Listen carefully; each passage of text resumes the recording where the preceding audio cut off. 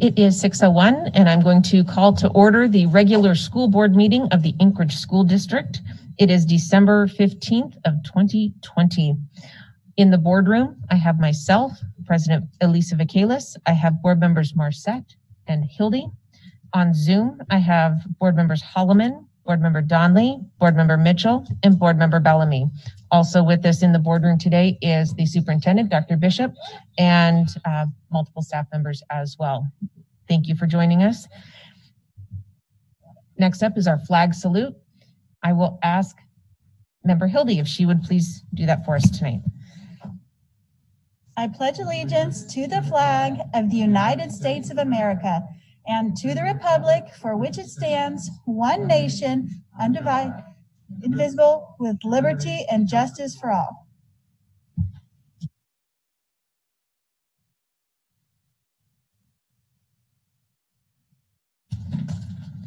Before we begin, I would like to acknowledge with gratitude the Dena'ina people, both past and present, who have lived on these lands since long before Anchorage was here.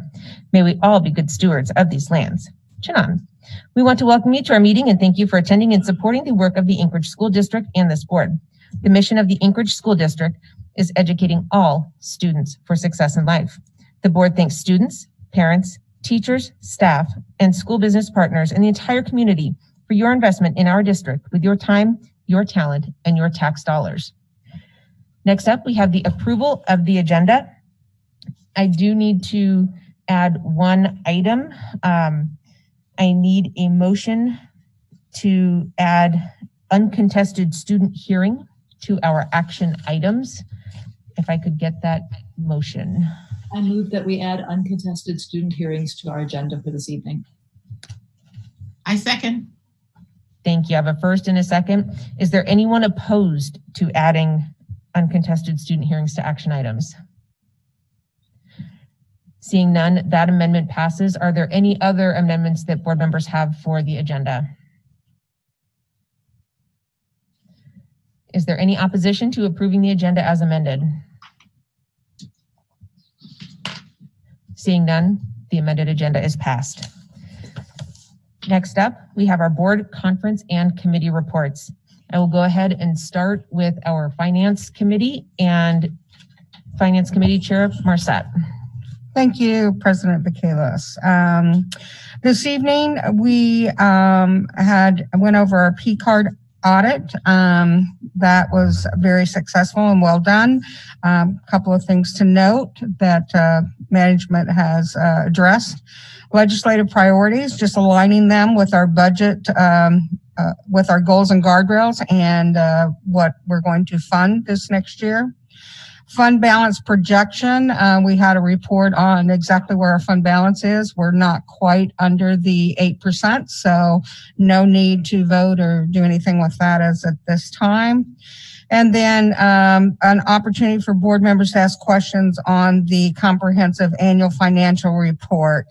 Also the pro forma, there was time to board to ask questions on that also.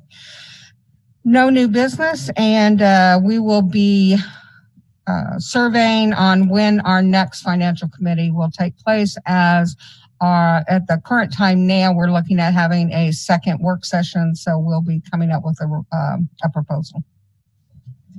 Thank you. Next up, I will ask member Hildy to report on the governance committee. Thank you. Governance committee met last Tuesday on the let's see, what day was that? 8th. The 10th? Is that right? 8th. Oh, thank you. There it is. Yeah, we met on the 8th and we went over, as we mentioned, the school attendance boundaries policy that we're working on. So that's kind of a big change for our district. If we move forward with that, it would be doing a full district boundary review every 10 years starting in 2023. And then space, if something unusual happened, you could make minor adjustments, of course, still, but to get that on an annual cycle. So we'll be talking about that at our next meeting and then probably moving it forward to recommend to the board. Continue to do significant work on the anti-racism policy. And I think the goal is to get that out maybe as a non-action item for community discussion in January as well. So a lot of good work happening on that. If you have comments on it. I know Member Bellamy would appreciate getting that feedback before we meet again. And then on our next meeting, we'll continue to look at some student discipline, just overview of what our policies are. And this Saturday we'll be meeting, it's a public meeting. We did this in June. So every year we do a review of, a section of our board policies. And so we'll be looking at our 6,000 series on Saturday. So it's not an admin thing. It's, in June when we did our 5,000, we were on a Zoom meeting. We started the meeting and then we all took like a break to kind of read through on our own or collect our own notes if we hadn't had time. And then we came back, just made a list of things. So there won't be any substantive decision making, but it is a public meeting. So anybody's welcome to listen in. And then anything that comes up, we would just bring up as new business at the next governance and kind of get things in the queue, or any questions to admin, we would just email those out. But that's happening this Saturday at 10 a.m. Thank you. And next up, Member Bellamy, Chair of the Communications Committee. Thank you, Madam President. So the Communications Committee met on December 8th for an extended period this time from 4:30 to 6:30. We had several items that we discussed and revised or edited. Among them were our legislative priorities. We worked on, as a group, on identifying what those were based on input from all of the board members. And we did come up with a draft that we could work from, at least the staff can work from in coordinating the actual collateral or the handouts that we're going to be using. We also discussed our legislative luncheon, which this year we're going to move to January 8th. And we'll be bringing more information. That is a meeting where we bring in, invite actually all of our legislatures to come and learn about our legislative priorities. So we're looking forward to holding that remotely this year. And that should be very, very exciting. And we're working with the staff of Representative Rasmussen and Fields to get that done and get that publicized throughout the legislature. We also did some rewrite work on memo number 62 and resolution 2020-2102. Our next meeting is scheduled for January 12th, and that will be at its regular time from 4:30 to 5:30. Thank you. Thank you. Next up on our agenda is community outreach. And this is an opportunity for board members who have been going out and meeting with their community councils or any other community events, if they wanted to just share any feedback that they were hearing, along the way. And first up in the queue, I have Board Member Hildy. Thank you. I don't always share community council feedback, sometimes just one or two questions, but Sam Lake had a huge turnout last night because they're talking about zoning and airport stuff. And, just to share their feedback, they were very upset. There was a lot of anger and frustration over school closures or continued school closures. And then there was a lot of concern on mental health. And given how much feedback I received, I just wanted to make sure I share it because they don't go to two meetings. They come to, they go to their community council to be heard. Thank you. Next up in the queue, Board Member Bellamy.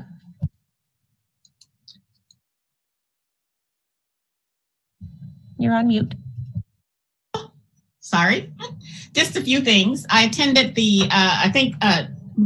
along with Member Marcette, we attended the 5th Annual Restorative Justice Summit put on by Representatives Garantar, and that was just past weekend, and I was delighted to see lots of ASD staff participating in that.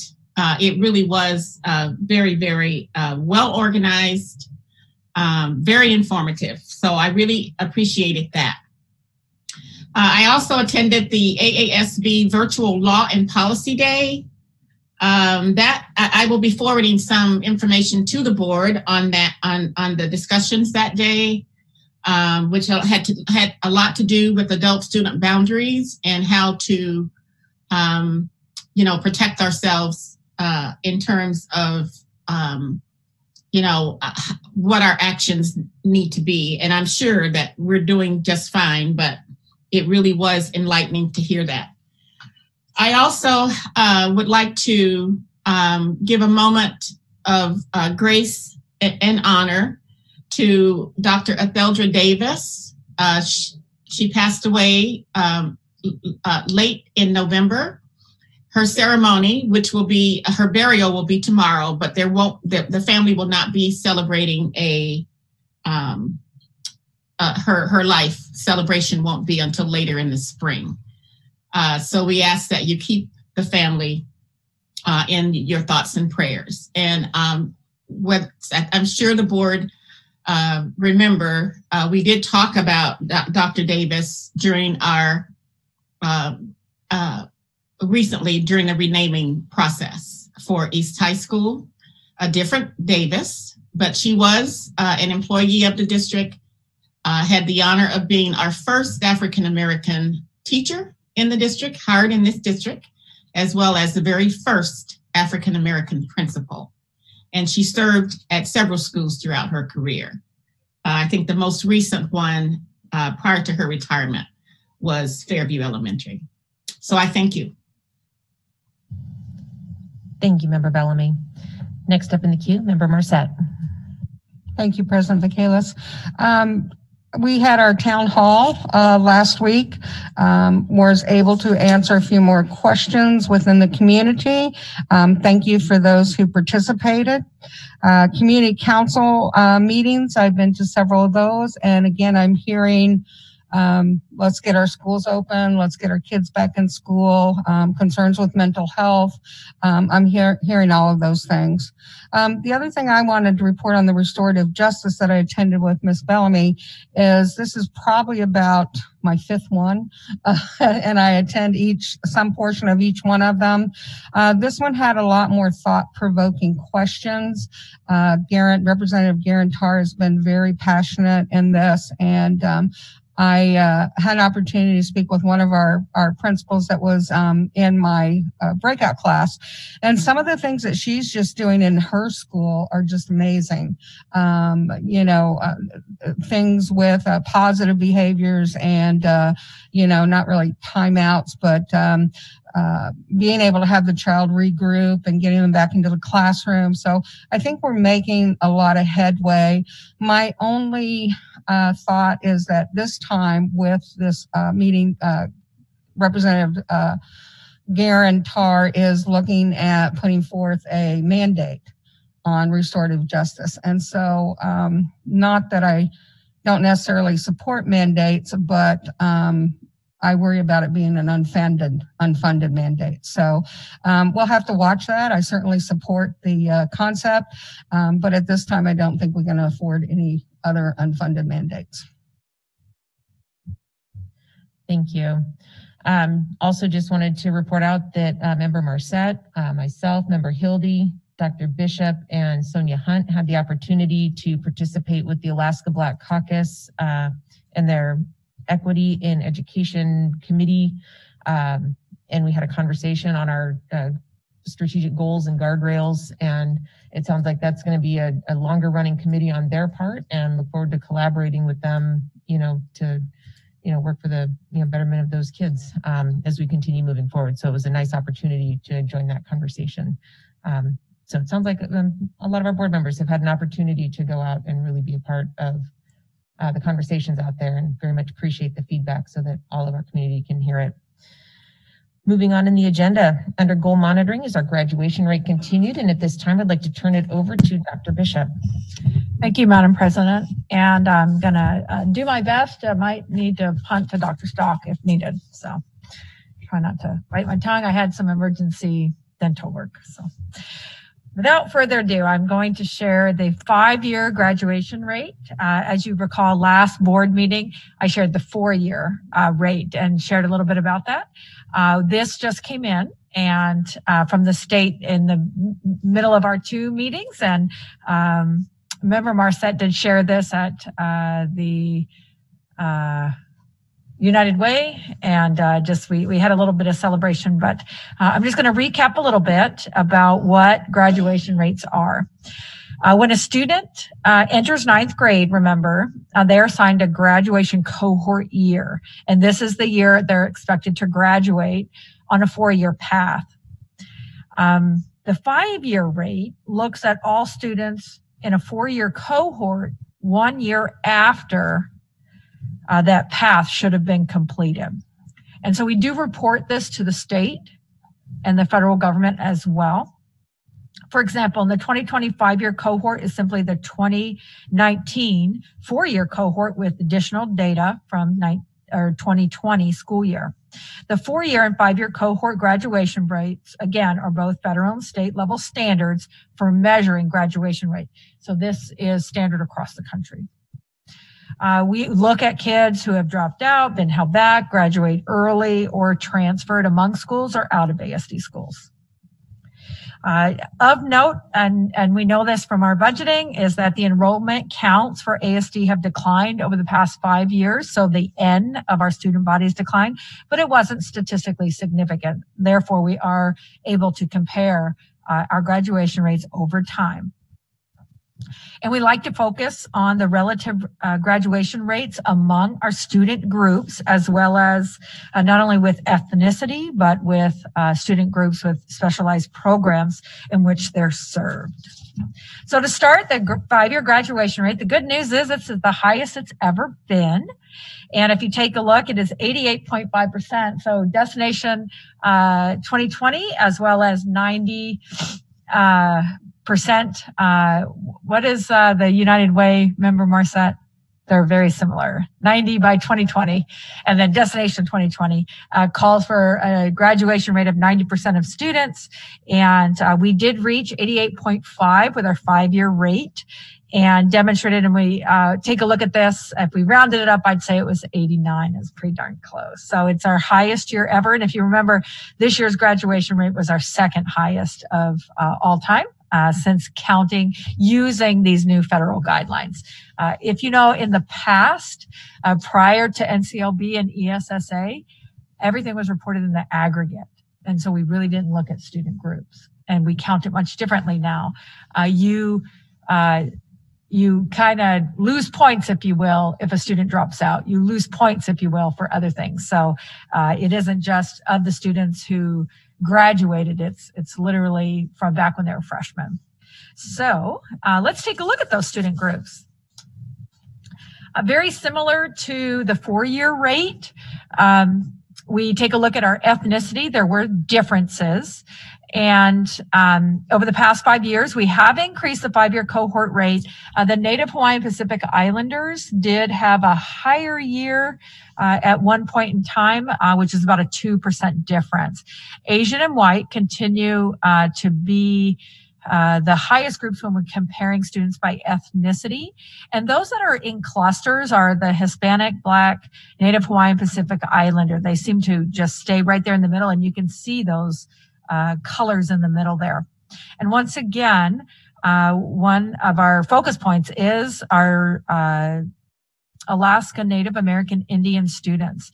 And if you recall, even the 4-year, the 5-year students also just take that dip. And so understanding the 5 years, when we look back at, I wonder, we have to really let ourselves know that even in catching students up or reteaching them or doing credit recovery, one size doesn't fit all. A lot of our Alaska Native students do not stay into the summer, when is generally the time that we make up some coursework and kind of patch the gaps in learning. A lot of them are move off to fish and to work. And so they move to the village, they go home. And so to be with families and aunties. So we really have to look at this really student group by student group to see how can we serve them. But we have noticed that generally students increase given more time. But our Hispanic and Alaska Native, we really have to reconsider some other ideas and inputs that we can provide to change that trajectory. One of the things we did notice about the 5-year rate is that it is from the lowest performing group to the highest, Asian is the highest at almost 94% there, and Alaska Native, their 5-year is 72.3. The gap is narrowed with more time. If the 4-year rate was about a 32% difference between the highest and the lowest performing ethnicities, but the gap is smaller as we have more time. This next slide is really interesting, and we had to look into it a little more. Next slide, please. All right, these are our groups of interest, and we show that major dip in that English language learners. And so what we did was have to dig into it a little bit more to really look at the end of who we're talking about. And I want to share with you, and if you recall, in 2017-18, at the end of that year, we significantly made some changes in teaching and learning, as well as in our program for ELL students. And if you recall, in the 4-year graduation rate, we've had some of the highest graduation rates, almost 82% graduation rate for our English language learner groups.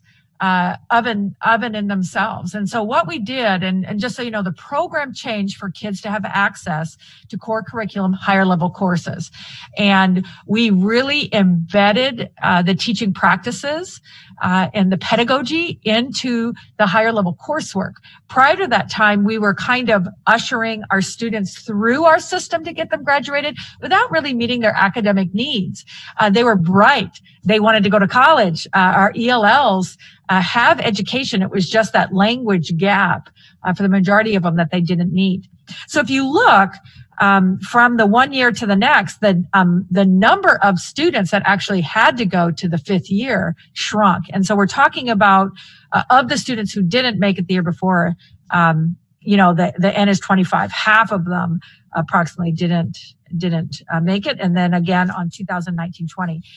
The next slide is just a comparison of that so that you can see this is the 4-year, and look at the English language learners. They reached their highest, and that influx point there was a major change in programming. We really used research-based practices. Christine Garby took over the department.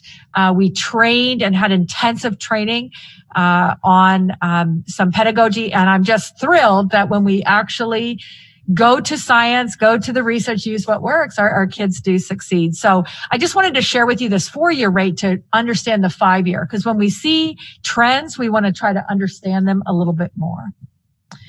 And finally, the 5-year rate by interest group, if you look, it's under 20%, even closer with the students with disabilities, economically disadvantaged and English language learners, just some differences there.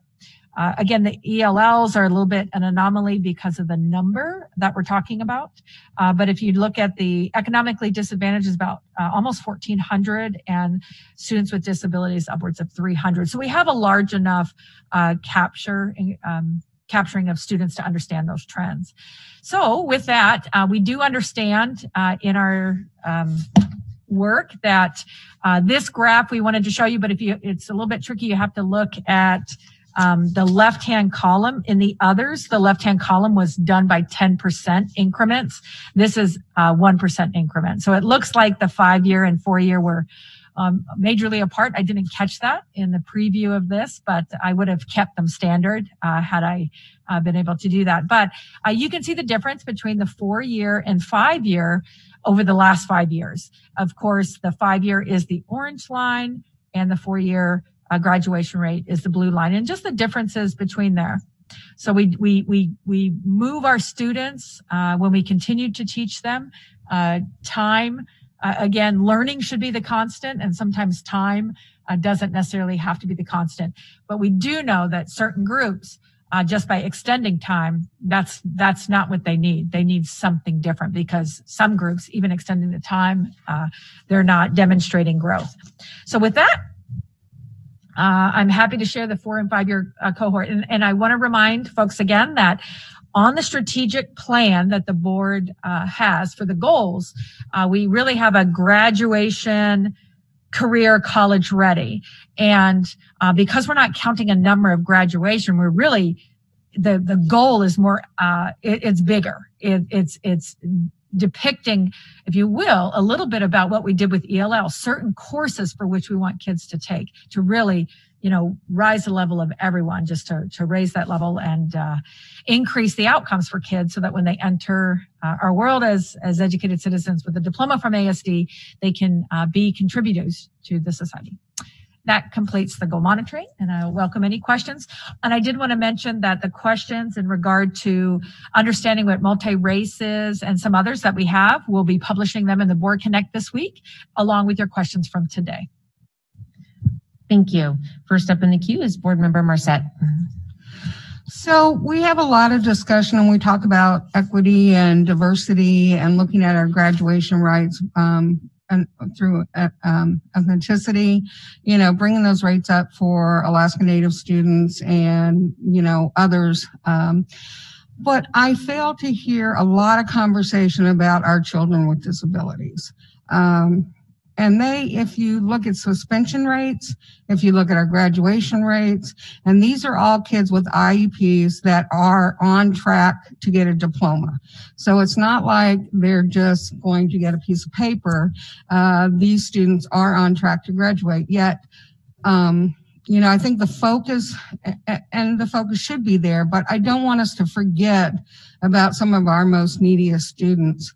And, I haven't really heard a plan. We have an equity director now that's working on those student groups, but I haven't really heard anything about how we're addressing our students with disabilities and bringing up their graduation rates. I can really share some information that we found out. And one of the things, and this is something that we need to change how we do it in ASD. I did notice that we have a large portion of students who are on a graduation track that we deliberately want to do a fifth year. So then they don't count. So, and the reason we're doing it is to give them some job skills. So we refer them to ACE Act.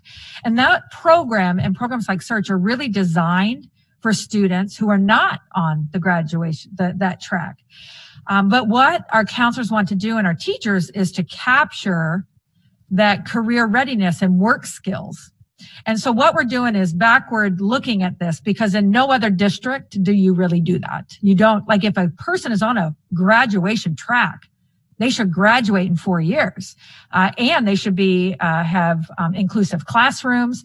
And so I know that Tarlisha, from her work in DC as well as around the country, she's really articulated that, saw that. We are, along with Dr. Johnson and Dr. Knutson, they're re-engineering, if you will, the courses at the high school, number one, so that if we have high school track, that we actually do that, as well as really boost up the opportunities for students in special education to take career technical education. And so we were filling a gap of career technical education with a program that was never designed for it. And there are, I mean, it's a lot of students that should not have gone to a fifth year, but the reason we do it is valued to do this. So counselors and teachers are weighing. So really we're thinking, but we're moving backwards and thinking, how is the best way to plan 4 years ahead? So there is work in this area, and I'm excited to share it. But part of it is discovering just traditionally how we've done things, that really there's new ways to do things and new ways to have kids have access. So hopefully we'll be seeing a change in especially high school rates. Can I just follow up? The other thing that I would hope that we'd see, Dr. Bishop, is mandatory training on special education, on de-escalation.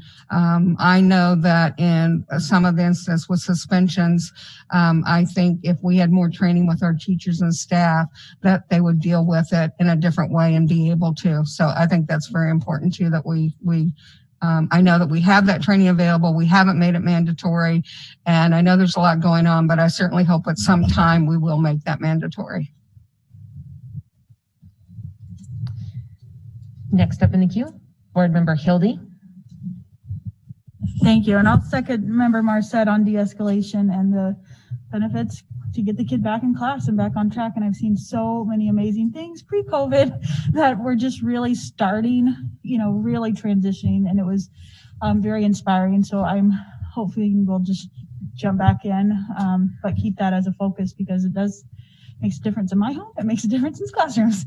But my question, looking at this, and I talked about it with the 4-year graduation rate on the Pacific Islander and Alaska Native having the similar proficiency on assessments, and then Pacific Islander having a higher graduation rate.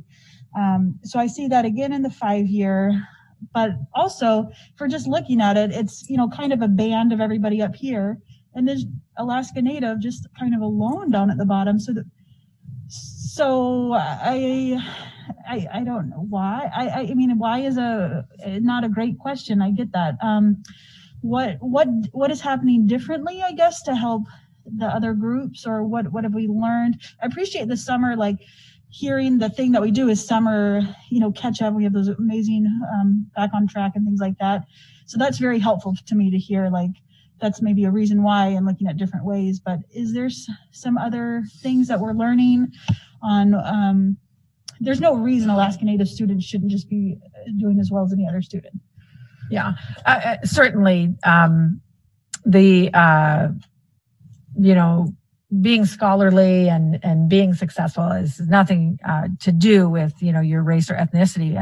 But I do believe that we haven't done a good enough job, well enough in meeting cultural needs, really connecting with the community, understanding how they would like to experience school. Opening up our UVIC program, I think, was something that we did go, to the community and ask, and that was one of the big asks for the immersion.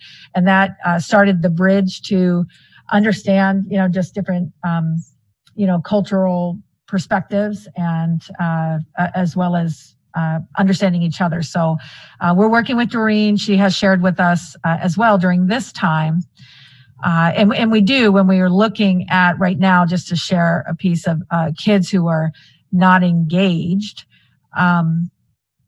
Doreen, our director, senior director, reminded us that, and Dr. Knudsen shared this with me, that we're concerned about education, but there's a lot going on with families, and that wrapping around support should also encompass our education, just to meet other needs as well. So really that's making those connections with the community to know what are the right supports at the right time, and engaging our partners to do that. So we are working on that. We see it.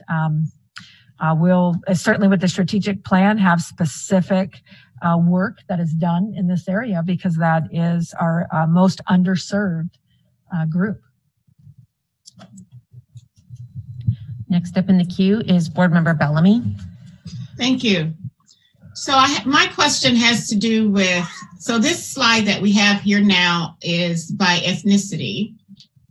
And then the next slide is where you break out the groups, the subgroups. So if you go back to the other slide, special ed kids are in this group. You didn't just pull them out separate. No, they're really the total of all those kids. So you could be multiple. You could be ELL, special education, and Hispanic. Exactly. This is how they're reported. Those data, we could have 1,000 different graphs to show the different combinations of indicators that we want, but those could be sorted out, Member Bellamy, on our dashboard. And so I think when Member Marcette says that, had her question regarding not seeing special needs kids, they are here. They are in this group. What I would like to see at some point, and it doesn't have to be right away, I would like to see all of our special ed kids and how they break out ethnic wise. Okay. Because that way, because right here, I mean, this represents all of our kids, regardless of their subgroup, regardless of their need. This is what this slide represents. But embedded in there, we would have we would have the special needs kids, and their data, if pulled out of this, I would like to see what that ethnic data looks like. We could do that today, and would you like a report on that? Is that an RFI? Because anyone can get on the dashboard right now and pull up all students, ethnicity, Alaska Native, right, and special ed, and you would get that. Yeah. Okay. I just didn't want there to be a perception that that special ed kids were not included in, were not being. Who knows how many special ed kids we have and where they are within this group, but my guess is we probably will have a higher percentage of Black or multi-ethnic, maybe even Hispanic in special ed. I don't know, but I can go on the dashboard and look. We also, through the president, if that's a report request, we can work on that. Okay. But again, there's multiple different combinations that we could do to, right. That we presented what is presented to the state on the state report card. Right. And my question really has to do just with the special ed population in our district, and how that breaks down. So if we've got 5,000 special needs kids or more, whatever we've got, what does that look like in terms of ethnicity across grades? And I don't mind doing the research. It's fine. We could present it as well. Okay, thank you. Member Hildy, you had your hand raised. Did you have another question? Okay. All right, were there any other board members that had any comments or questions for Dr. Bishop or the team on the 5-year graduation rate? All right. Member Marcet. I just wanted to say on our 5-year graduation rate, kudos to everyone, because there are a lot of programs out there that are getting these kids the diplomas that they need. And there are so many different situations. I mean, I've been to a lot of these graduations, and these are not your average students mostly. I mean, it can be, but these are students that are really struggling, and for the support that they have through the district and other programs, it is just amazing. Our community partners, everyone that contributes to these 5-year graduates. So I just wanted to give a shout out to those individuals. Thank you. Moving on in our agenda is public testimony. I will read a brief statement. The board welcomes public comment on non-agenda and non-action items. We value public comment as it ensures that we remain aware of public thoughts, ideas, and concerns, and informs our decision-making process. The school board encourages anyone wishing to provide public testimony to sign up in advance for in-person or telephonic testimony, or to email written comments by 2 p.m. the day of the meeting. These comments will become part of the meeting record.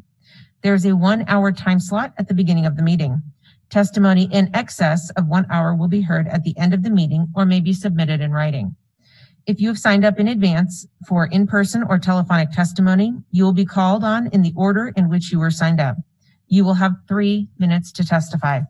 When 30 seconds remain, a chime will ring to inform you so that you may finish your sentence. Additionally, it is not our practice that board members answer questions or engage in discussion with members of the public. This is your time to speak and our time to listen. The board will consider all information shared by the public, and when deemed necessary, issues raised in testimony will be referred to the administration for follow-up. At this time, I have about 16 speakers for non-action testimony. I'm going to start with speaker number 1, John Fraser, and he is in person. Thank you for joining us. You have 3 minutes and the floor is yours. My name is John. I have a 5th grader. She's not been doing well at school. I also have to be respectful of her fears of her mother. Her mother has pre-existing conditions, and she does not want to be in school, or doesn't want her to be in school. The trouble is my daughter's getting behind socially and academically. And the first thing I want to share is, and I don't understand the national or international news, these are air purification devices on UV light and hydroxyls that will kill COVID. It's not 100%, but it's an additional tool. And I realize these devices are a little bit pricey. They're $500 to, $1,500. Maybe that'd be in a future CARES Act as far as funding. Anyway, so this would be the first thing I'd like to encourage everyone to look at when you have a chance, is devices that can sterilize the air. And they're plug-in devices, and they're not UVC, which can burn the skin or the eyes. And it's emerging technology. So that's the first thing I'd like to mention, is the technology. Maybe you could do like 5 to 10 devices in each school to help get the schools open. It would be on a volunteer basis. Parents would want to feel comfortable with that. Anyway, so that's the devices. And then the second, I wasn't going to talk about this. My daughter's Native Alaskan. She had failing grades before COVID. What I'd like to encourage is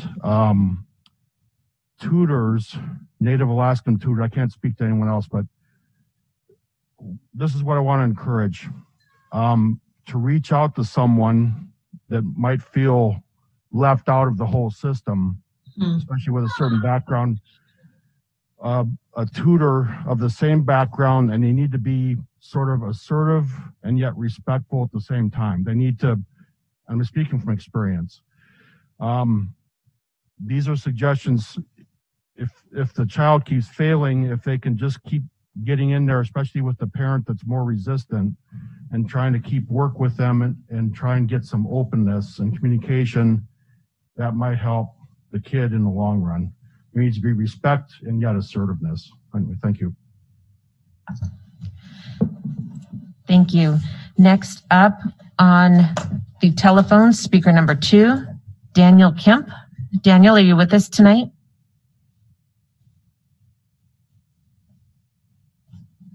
Yeah, can you hear me?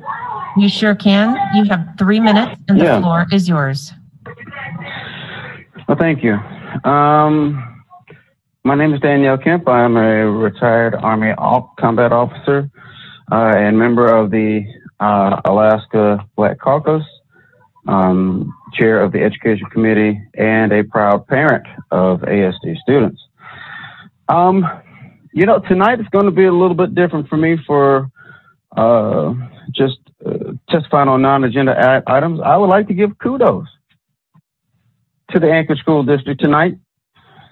I'm very heartened to learn that the ASD plans on introducing an anti-racism policy to the district. Well done. That's a good start. It's very and highly encouraging, as it seems to indicate the ASD's willingness to move forward towards eliminating racism from our schools and achieving equity in all areas of education. Keep in mind that, myself and the Alaska Black Caucus will do our best to try to help this work move forward, but we'll also hold the feet to the fire. I personally cannot wait to review the ASD's anti-racism policy. Once again, the Alaska Black Caucus Education Committee will do our part to help strengthen and make it the most effective policy it can be. We look forward to the work ahead, standing ready to advise and assist the Anchorage School District in its efforts to eliminate racism from our school and achieve equity in education. Thank you very much for your time, and I'll talk to you a little later. Thank you. Next up on the telephone, speaker number 3, Mary Richards. Mary, are you with us tonight? I am. Can you hear me? We sure can. Can you hear me okay? Yes, ma'am. You have 3 minutes and the floor is yours. Excellent. Okay, Danielle Kemp, you just stole my opening, but that's okay. I also wanted to testify tonight in the spirit of good things, and I am testifying tonight really with my teacher hat on. I'm a high school teacher in the district. This week, my students wrote an essay for the annual Thoreau Live Deliberately essay contest, and their prompt was as follows. It's based on a Thoreau aphorism: aim above morality, be not simply good, be good for something. Like our great national hero, John Lewis, who passed this year, says, make good trouble. I love the fact this year that we have shown up together in this community and we have taken action. It is not enough to just be good. We have to be good for something. And I really wanted to express gratitude tonight for the school board, district leadership, Superintendent Bishop, our union, teachers, students, parents, all of us for showing up week after week, trying to do the very best that we all can for the good of our community, and our willingness to confront and grapple with the pandemic and all the other forces of chaos and unrest that 2020 has brought. I'm really heartened as well. I'll use Danielle Kemp's word, Danielle. There's also an interview that I wanted to touch on, and I got to check my time because you know how it is. I always run over. Okay, there's a interview that recently came out between Brene Brown and Barack Obama, and I really want to encourage everyone to listen to it. They talk together about hope, and it's not blind hope or fake optimism, but it's a hope born in the face of uncertainty and difficulty.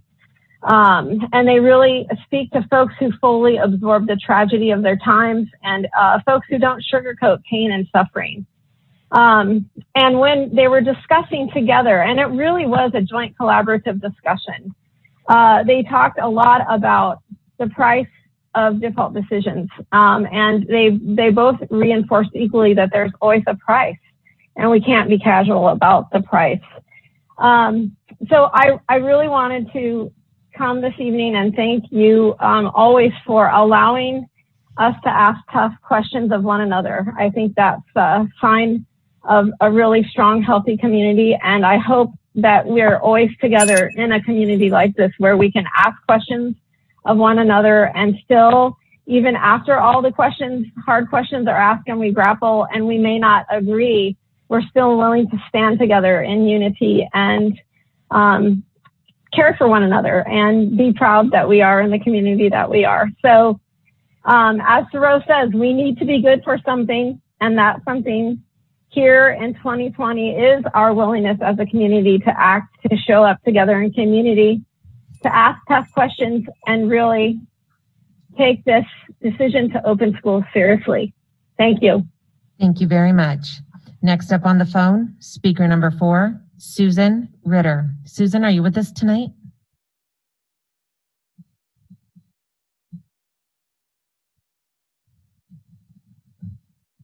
If you can hear us, I believe it is *6 to unmute.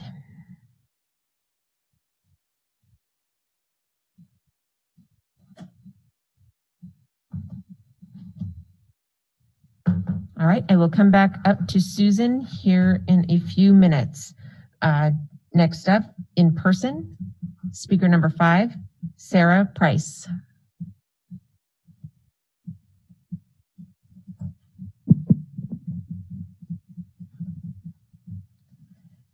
Thank you for joining us tonight. You have 3 minutes and the floor is yours. Good evening, school board members and superintendent. As I stated on the joint meeting last week, I am so grateful that this administration and our community was able to come together to create a plan to send our younger friends back to school. This decision was made because the district has acknowledged that virtual school does not educate, harms students' physical and mental health, and is not an adequate method of schooling. However, this has been deemed acceptable for the other half of the student population who have been cast aside to endure another quarter under these hazardous conditions. So the claim that you are sending our students back is false. When you have decided that this reality is okay for 20,000 children in our community.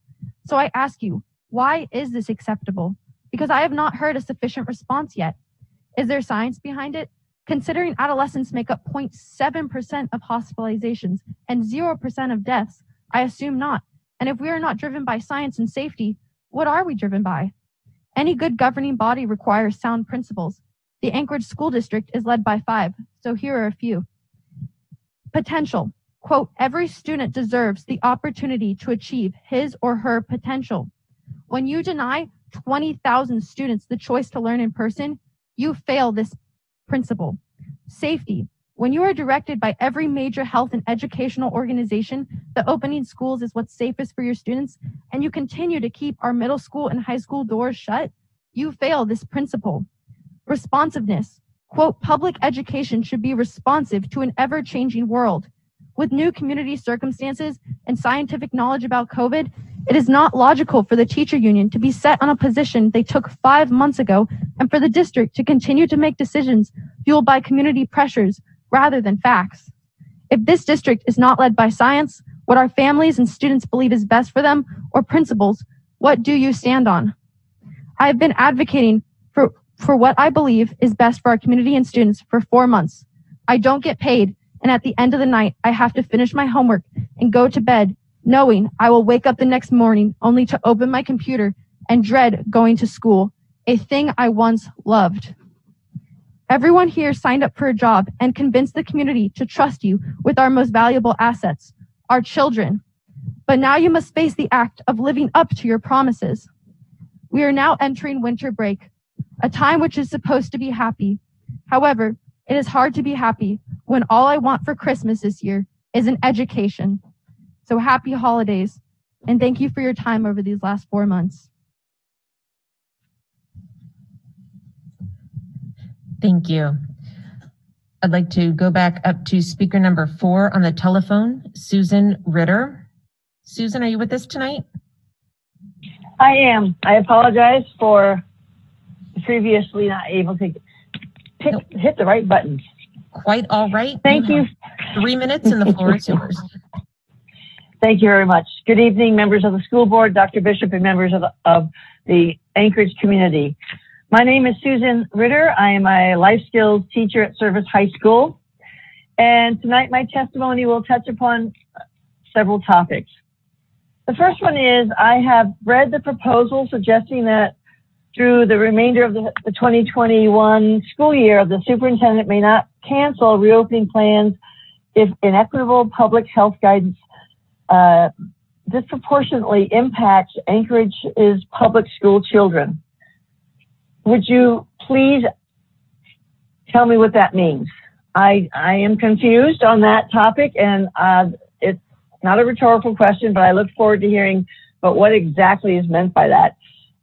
It sounds like we're not going to allow, if this pandemic worsens over the months and we're in school, that we just stay in school and ignore the health issues of our community. So that does cause me concern and pause, and I look forward to hearing a clarification of what is meant by that.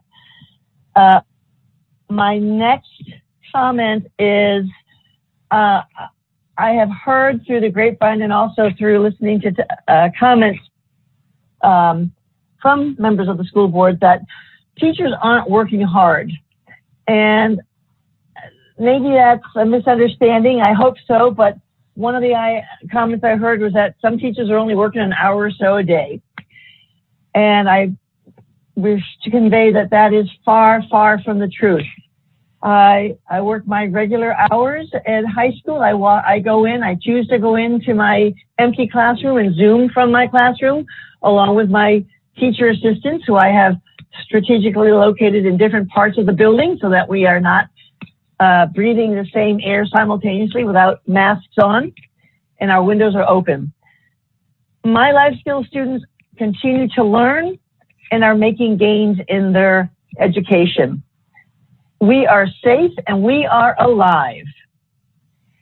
I ask that you follow the science. I agree with the speaker prior to me. My science, from what I'm reading and from the articles, most recent articles reading, is that children are asymptomatic, but are wonderful carriers of COVID. I wish that we just follow the science. We're lucky we have vaccines coming along, but not everyone will be vaccinated until probably the middle of the school year of the summer. So let's stick together, stay out of school until it is absolutely safe. We will get through this together. Continue to wear your masks, continue to be socially distant. Tell the truth about when students do come back, that they'll be in their classrooms, but not socially close. Thank you very much. Have a good day. Thank you. Next up on the telephone, speaker number 6, Barb Clark. Barb, are you with us tonight? Hello. Can you hear Hi me? there. We can hear you. You have Hi. 3 minutes and the floor is yours. Thank you. I was glad to see the district in recent messaging send out a clear call to the community. If you want school buildings open, mask up, maintain social distance, don't congregate, stay home. We know how the virus spreads, person to person, my breath to your breath. If I'm infected, and if I am, I might not know it, and you're close enough, I might well infect you. I might well sicken you.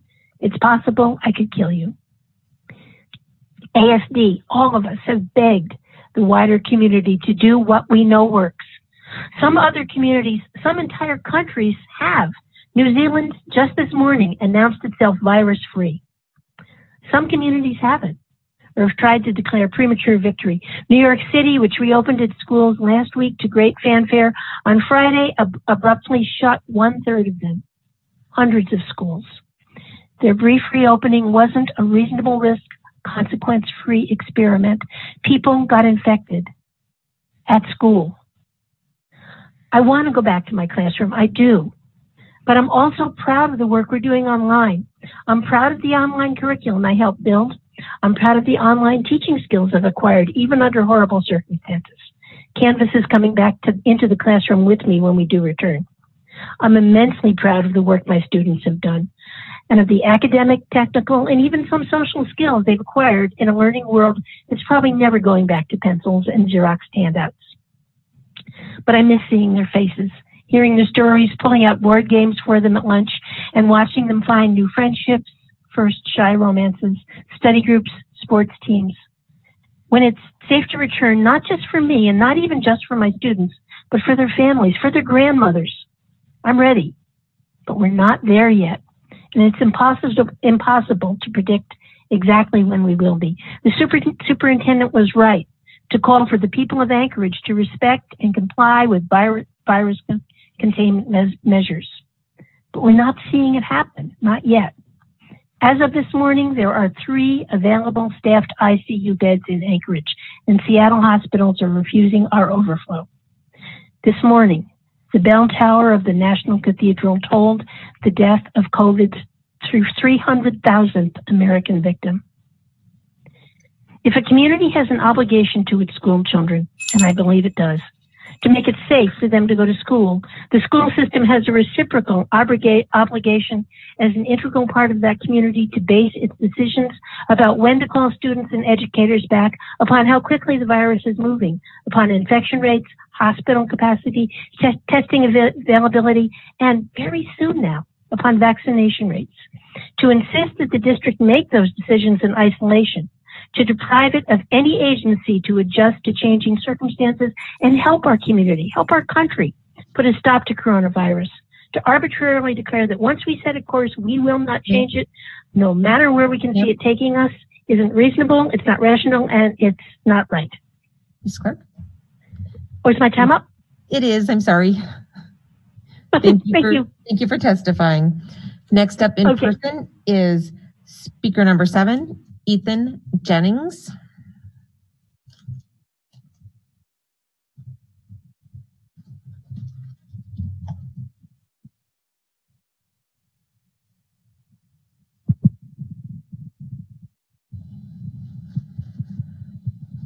Thank you for joining us. You have 3 minutes and the floor is yours. You just want to hold it up close. Yep.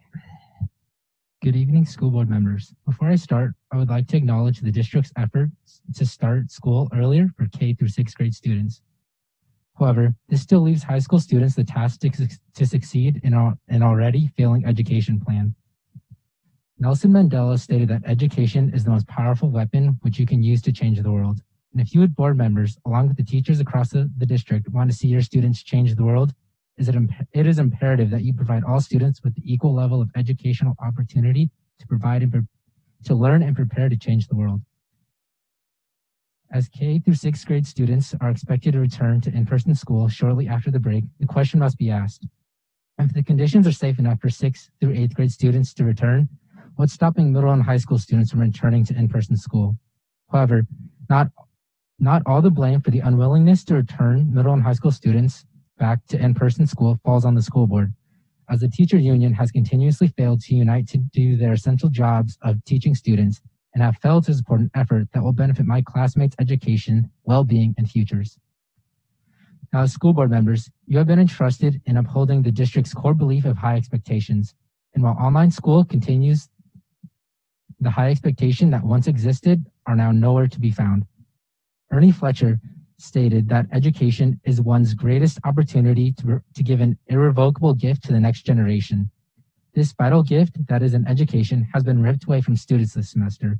And while there is a hope for younger students, will you as board members continue to hold this gift for middle and high school students? Though I made the decision to graduate early, I admit that this decision was mine. It was made because I believe that I will be happier and healthier without the constant stress of online schooling. Online schooling that frankly, I feel is completely ineffective. It saddens me to know that my last day as a high school student will not be remembered in celebration and fun, but rather a simple closing of a laptop and a sigh of relief. However, this tremendous amount of relief I will get this Thursday will not be shared, because unfortunately my classmates will have to endure another 9 weeks of this online torment with the current plan this district has in place. However, the added and unneeded stress can easily be avoided with the decision to open up in-person schools for all students across the district. Before I end, I would like to thank the school district for the opportunities I've received in high school. But I repeat a question Ruth Bader Ginsburg asked: who will take responsibility for raising the next generation? I believe that as leaders of a school district that possesses so much potential, the responsibility of raising current students and students to come falls on your shoulders. Right now, you are failing your students. So now you must decide if you will accept that or work for what is right. Thank you. Thank you. Next up in person, speaker number 8, Corey Aist.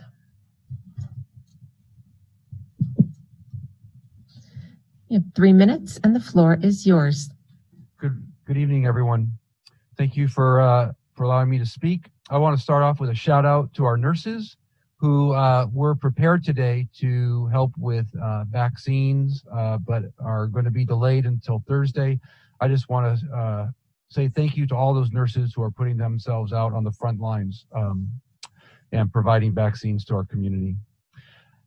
Boy, the last few months have been compelling, passionate, and timely with all the testimony. Both sides are being represented, and there's consequences that decisions are being made. Today's announcement had lots of good aspects to it, but it was missing quite a few things. It was missing any type of acknowledgement for the needs of our hospitals and anything that might deter the implementation of the plan. The what ifs. What ifs hospitals capacity is full, staffing remains a problem. What if COVID cases and quarantine within our school environments is compelling people to stay home and we won't have the staff? What about vaccine timelines? We're so close to getting our staff vaccinated. Perhaps that should be part of the timetable in bringing back everyone to our schools.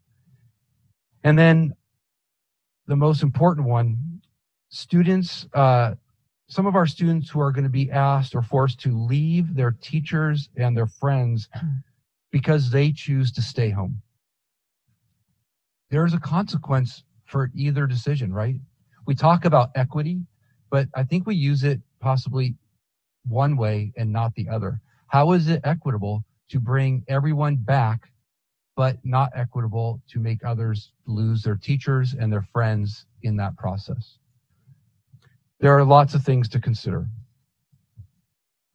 How can any prudent discussion be void of the context of our community needs and those students? I can understand showing support for the plan. I do not understand a decision, a motion, or any other action that does not allow ASD to be flexible based on emerging situations. I want to be clear. AEA's position, we support those teachers wanting to go back to face-to-face learning. We also support those teachers who want to stay in their online learning environments. We're lucky to have both. To end, I want to say we're going to scrutinize the plans. We're looking at schedules. We want to make sure that anything that happens in the face-to-face environment, we are ready to support student learning outcomes. Thank you. Thank you. Looking at the list, I do not see speaker number 9 on the telephone. I will watch for his name as we move forward down our list. I do see speaker number 10, Sophie Liddy. Sophie, are you with us tonight? Yep, I'm here. We can hear you. You have 3 minutes and the floor is yours. Okay, thank you. Hi, my name is Sophie Latte. I'm the first grade French immersion teacher at O'Malley Elementary School. I have 41 kids in my 2 classes who I must report are doing very well. They're learning, we're having fun, we read, we write, we do art, we sing, 100% in French on Zoom every day, and they are 6 and 7. But like all teachers, I've been fielding parent questions about the return to school in this time of high COVID. But the one question I have never been able to answer is, what are virtual families going to do about immersion once we go back to school? It's the question that you guys have never given me answers to in the letters I've written, or in the letters that parents have written you. So I'm here to ask, what about immersion with virtual students?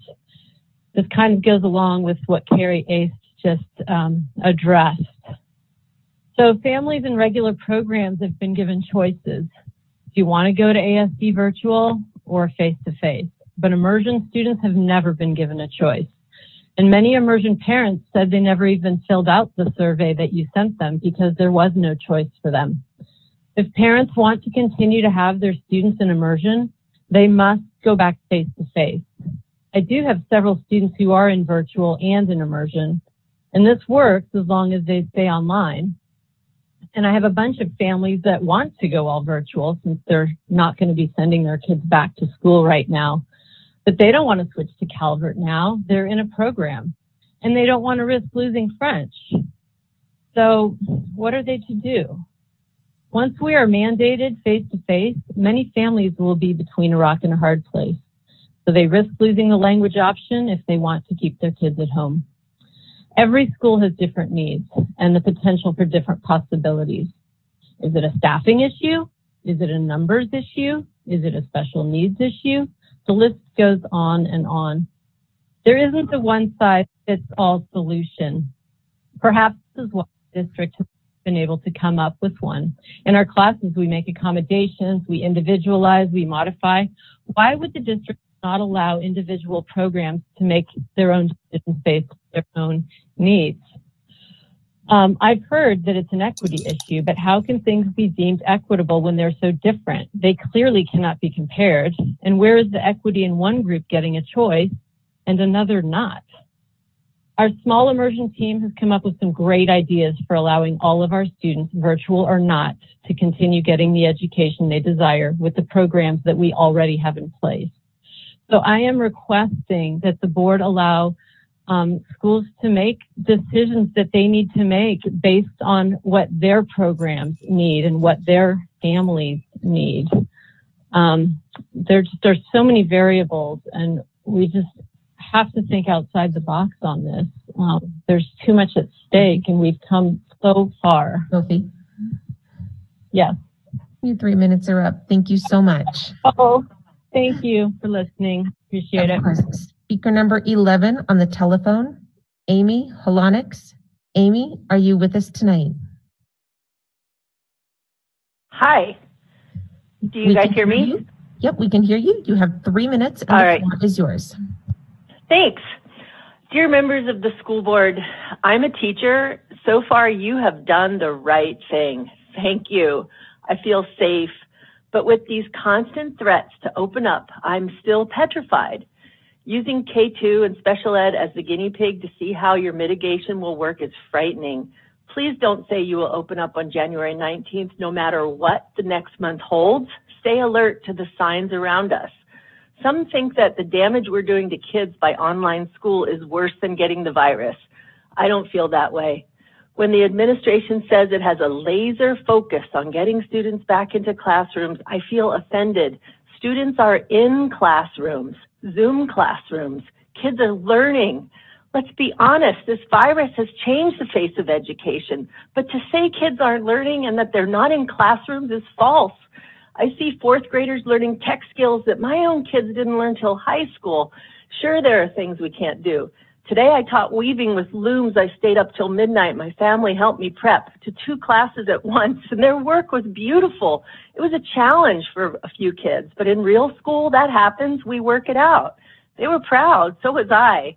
I'm enraged by the false idea by some school board members that kids have a half hour of ELL and a half hour of ELA and a half hour of math per day, and that teachers are only working 4 hours a week. Teachers have Zoom classes, office hours, communicate with kids and parents. They drop stuff off at their houses. They do Zoom tutoring, and now they tutor face-to-face. They prep lessons, help cohorts with tech. They make paper packets weekly. Let's do a math problem. If a teacher has logged in 615 plus hours on Canvas during 17 weeks of school, how many hours per week have they worked? That's about 36 per week. Now add all that other stuff in, and there's no way you can equal 4 hours of work a week. So please don't say that, or don't listen to it. My kids just left to drive 3,000 miles. They too have a laser focus on arriving in Colorado in a week to start a job. They're prepared for the worst that the winter road throws at them with all kinds of survival gear. God willing, they'll stay alert, read the signs, and check not just the road in front, but what's on the sides and what's coming up behind them. And the thing that will get them there, the safest alive, hopefully, is the sense to know when to stop and to wait out any storm or check the vehicle, even if the trip takes a week longer than they planned. The administration needs to know when to wait out this pandemic, to see what's in the periphery. If the goal is learning, why not focus on a dynamic summer school plan for after vaccines are distributed? Please don't be so focused on your end goal that you disregard the warnings, because we haven't yet reached the eye of this storm. I'm done. Yeah, thank you so much. Next up is speaker number 12, Jenna Lastly. Jenna, are you with us tonight? Yes, can you hear me? We sure can. Thank you. You have 3 minutes and the floor is yours. Okay, thank you. Hello all, school board members, superintendent, and community members. Let me preface what I'm going to say by saying I am a first grade classroom teacher in a Title I school. This has been a challenging year for all of us. The pandemic is a battle that we have never faced before, and education struggles to find its footing. Yet there are a few things I know to be true. We are all trying to do the best we can, and we all want the best for our students. However, I implore you to reconsider yet another push to return in person when death has come to our door. Within the last few weeks, one of my own students lost his single mother. He and his brothers are now orphans. I've known this woman and worked with her children for years. Her loss is devastating. That is just one of many deaths. Every single loss in our community is felt. This virus is unpredictable and devastating. These unusual times have forced families to move in together due to job loss or illness. There are many families now living with multiple generations in the same household. Grandparents have unexpectedly become parents again to their grandchildren. Children can get sick from COVID, as new research is showing, and they can be asymptomatic carriers of the virus. If they bring it home, there will be more deaths at our door, no matter what safety precautions you think may be in place. Many school districts across our country have had to shut down repeatedly to try and stop the virus from spreading, and they too thought they were safe. Putting mass numbers of people in close vicinity together will help to spread the virus. This has proven to be the case time and time again, no matter what we hope to be true. A vaccine is in the works, but our school district will most likely not get it in the first round. Instead, it will go to first responders, people who live in communal situations like our elderly, and the villages, which are isolated from medical care. It will most likely be months before we can get the vaccine to school staff.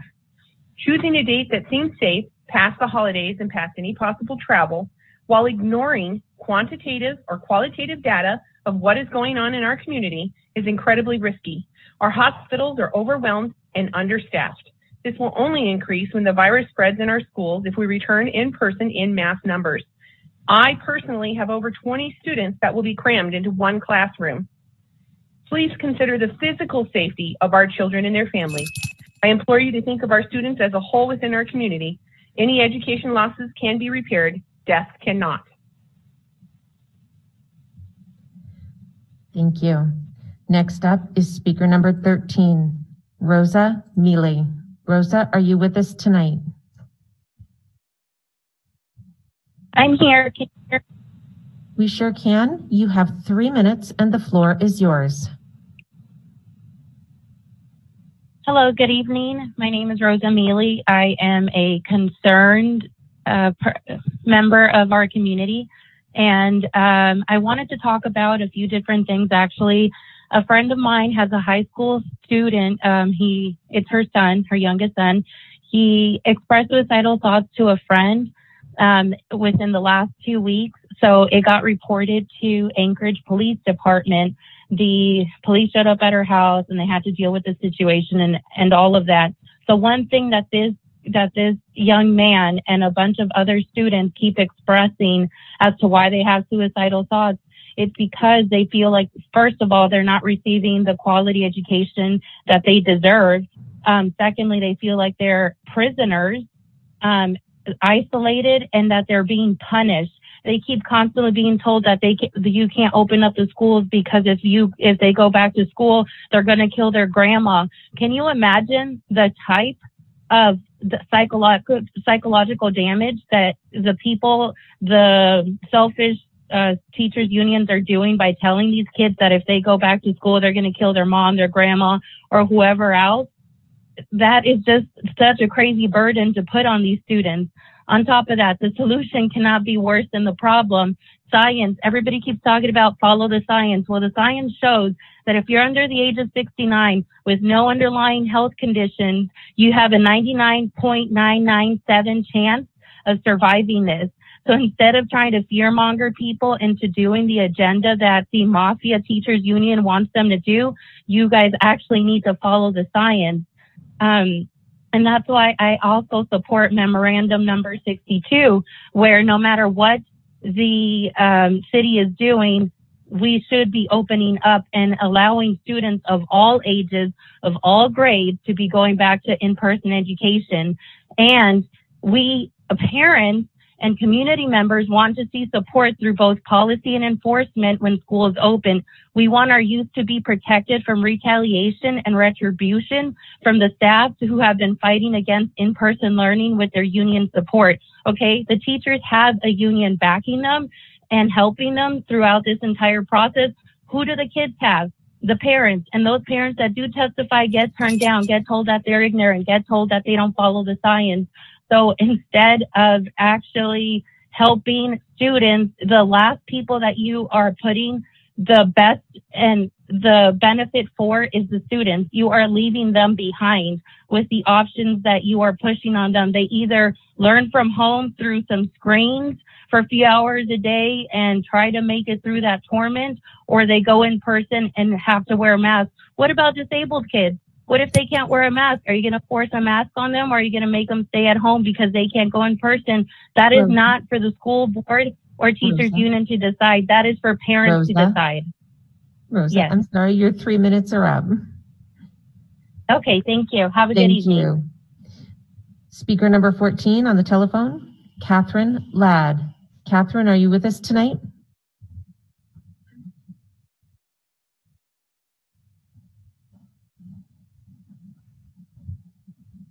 Catherine, if you can hear us, *6 to unmute.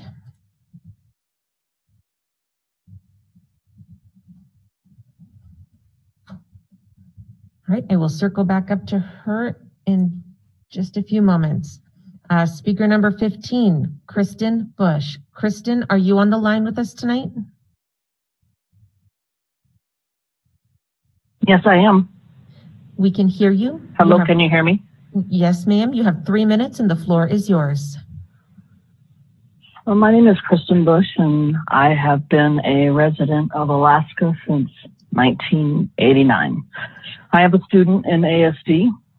I should say I had a student in ASD. I had to pull her because I wanted her to have a well-rounded education in person with her peers, teachers, activities, socialization, mental support, psychological support if necessary, athletics, many of the things that everyone here wants for their children unilaterally. But I also know that she would prefer to be in her large public school and experiencing high school, which she still hasn't been able to experience yet.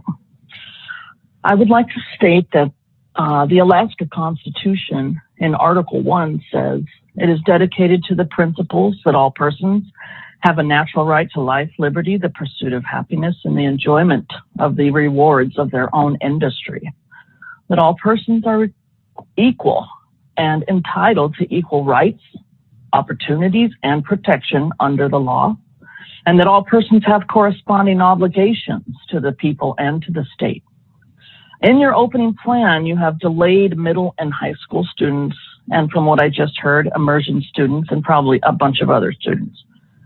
Those students will not have equal rights to opportunities, i.e. education, under Article 1. That is fact. If you delay some students from attending school in person, then you shouldn't be opening. You should be opening when you can bring everybody on board.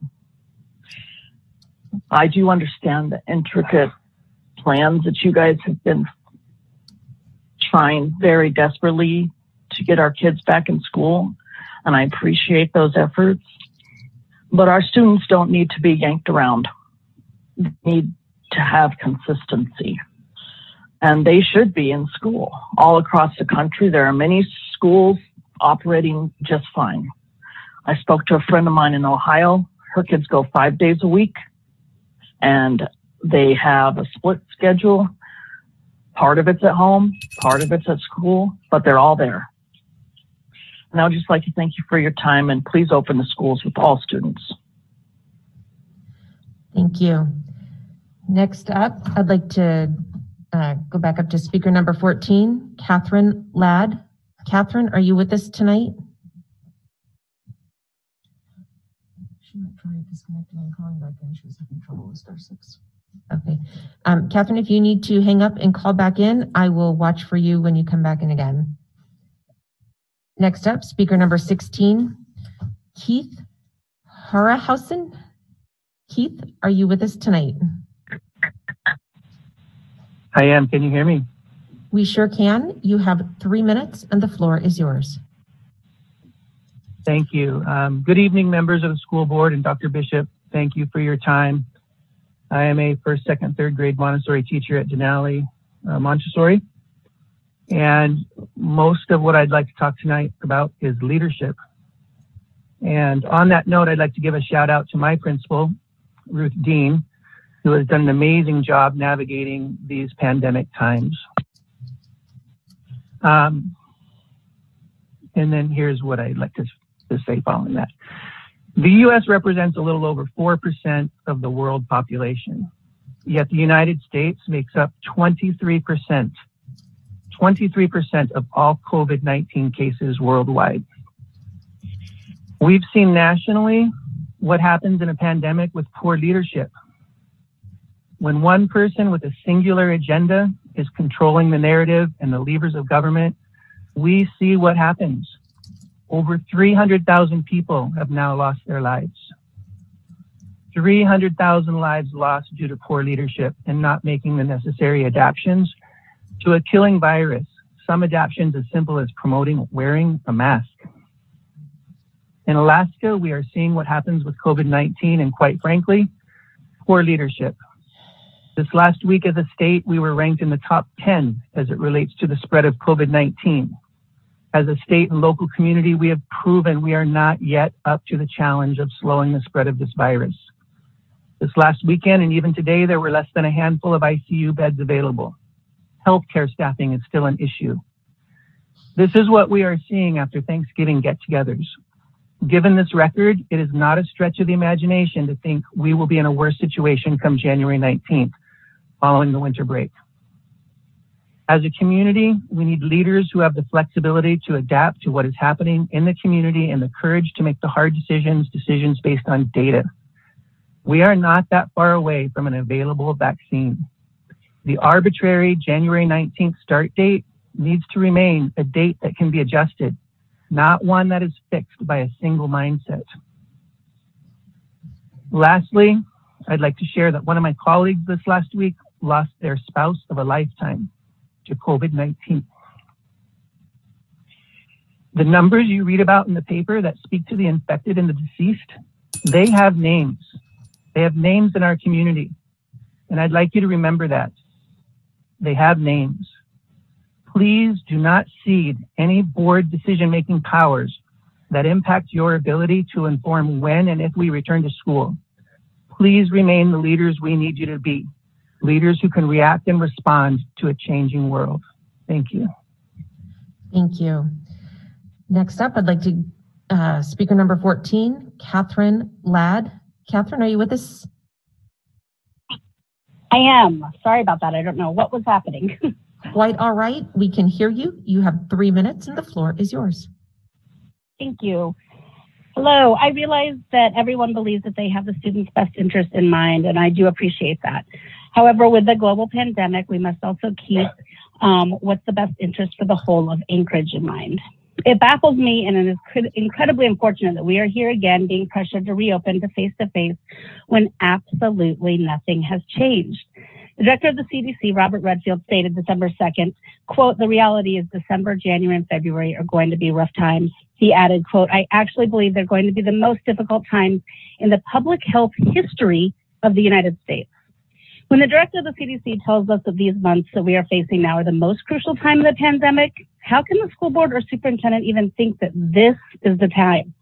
When I told my uncle, who's a COVID doctor, that the district was pushing to reopen in January, he sighed, put his face in his hands, and said, how could they think now is a good time? When the last return was postponed due to the public health care system being overwhelmed, I was hopeful that we found a possible metric that school students and families would be able to refer to. We need parameters. Schools, staff, and families have been under so much stress with the unknown and constant pressure to return in unsafe times. If there's a known metric to refer to, whether it's transmission rate, hospital capacity, staff and families wouldn't live in limbo.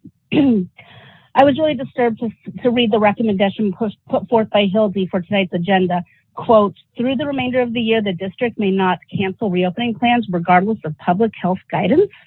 Regardless of public health guidance. I'm sorry, but it'll never be acceptable to ignore the health professionals' guidance to protect our community. School is the intersecting hub of Anchorage and could bring COVID into every household. It's extremely frustrating to hear in these meetings that children are not as infected, implying school would be safe. While many children don't get as sick, it is a fact that they spread the virus. As quoted in the CDC, children like adults who have COVID-19 and have no symptoms will still spread the virus to others. I understand mitigation strategies, when done correctly, help to decrease the spread. However, the most important one is social distancing, and that is not possible in my classroom. I have 22 students, 2 at a table, and they will be less than 2 feet from one another for the entire day. This does not meet any recommendations. Most of my students will be returning. Even though many families prefer to remain safe at home, the only other option is to leave their teachers, classmates, and relationships that have been developed and enter into a totally different program that has different platforms and increases the need for adult assistance.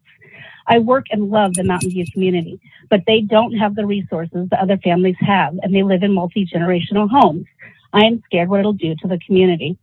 My students are learning, but if the district is so bent on getting children in the classroom, then it should be the 5 to 7 students of the most need for morning tutoring and then Zoom classes for all in the afternoon.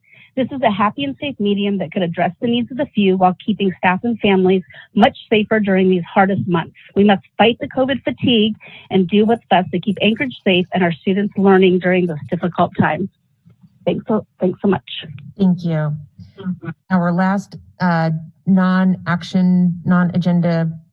speaker is speaker number 17, Mandy McConnell. Mandy, are you with us tonight?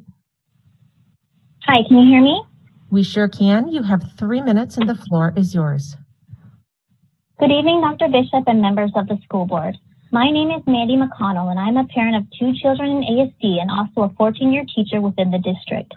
I'm here tonight to discuss 2 things, Memorandum 62 and online instruction. In regards to Memorandum 062, what are the metrics that we are using to determine whether the public health guidance disproportionately impacts ASD students? At what point do we say that right now isn't the time to open schools? Is it 4 adult ICU beds left? Is it 0 ICU beds left? Is it when we begin using refrigerated trucks to store our loved ones that have passed? I encourage you to develop guidelines before passing this action item. Next, I'd like to address online instruction. It seems there is a need for some clarification regarding teachers working during this pandemic. Buildings do not constitute whether an individual is working. Are we saying everyone who is working from home really isn't working? If people are meeting on Zoom instead of the ASD building, does that mean they are not working and doing their job? Teachers are teaching whether they are working safely from home or in the school building. In regards to time, I personally do not know a single teacher who only teaches 30 minutes of ELA and 30 minutes of math 4 times a week. My live Zoom sessions last anywhere from 45 minutes to 1 hour for each session, and I would stay to help students after class. And just like how it was before the pandemic, students had time to work on their assignments, teachers offer feedback, and we would meet with students who needed extra assistance. As a kindergarten teacher, during this pandemic, I scheduled 3 one-on-one sessions for the last 3 weeks in order to conduct a second quarter report card assessment. I am pleased to share that similar to years of when we were in person, over 75% of my class are proficient in knowing all their capital and lowercase letters and letter sounds at this point of the year. I am so proud of my students beyond belief. The pandemic has not made it easy, but kids are learning and teachers are teaching. We are giving it our all, and we are teaching and learning from the safety of our homes. I'd like to remind you that we are not failing our students. We are building a resiliency. We are surviving a pandemic. Thank you. Thank you. As a reminder to board members and our community, we do have written letters of testimony attached to the board agenda out on board docs that everybody can go out and read as well.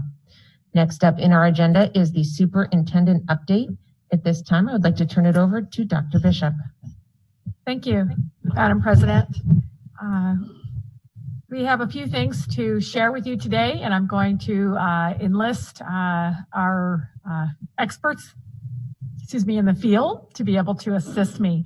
But as always, we like to start with good things to ground the work that we're doing. And the first good thing I want to share with the board is what is happening at Chester Valley. Chester Valley Elementary School, as you know, just as a side, they were one of the first schools to propose a learning pod and receive some support for that and partnering with Campfire. But here is something very innovative and fun that they've done for their families, and we wanted to share it with you. Their staff leadership team created a list of activities for families to complete in 4 different locations, and each location activity had either an academic or SEL focus. And so they were learning about different biomes and habitats, and they really utilized the community and outdoors, certainly in partnership with our parks, Baxter Bog, Russian Jack Park, and Cheney Lake.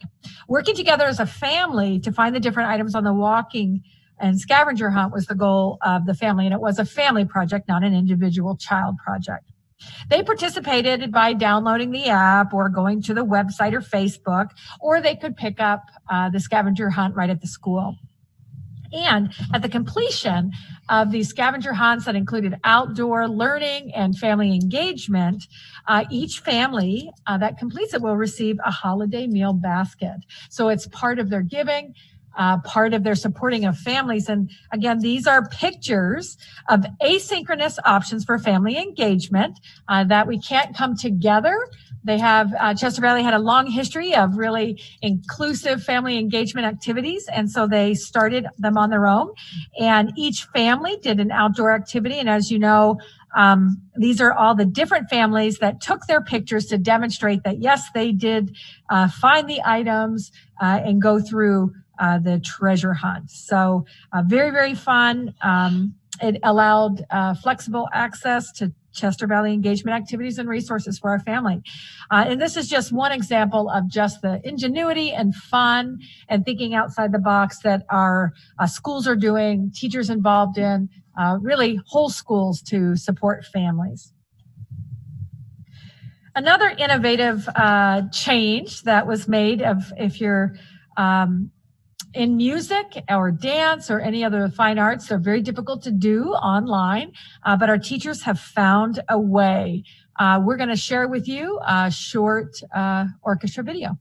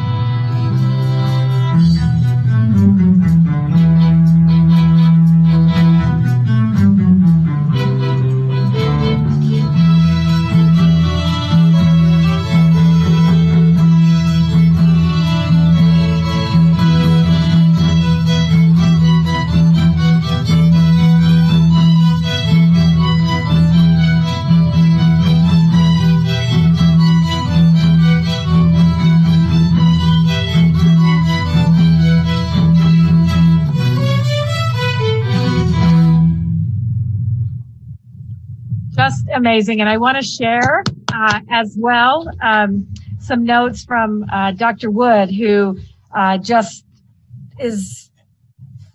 can't be matched. Our music director, Bruce Wood, is phenomenal. Dr. Wood, I appreciate everything he does. And he wanted us to know just the work that goes in from our music teachers. And each of these videos actually requires our teachers to learn a brand new software. And many of them learned it over the summer and fall. And the families, just so you know, have signed waivers so that these videos can be shared because the students are recording their videos from their homes. They record themselves, but then they also have to record a separate video that teachers sync to the audio. It takes 4 to 5 hours to actually edit and sync just one performance, one song.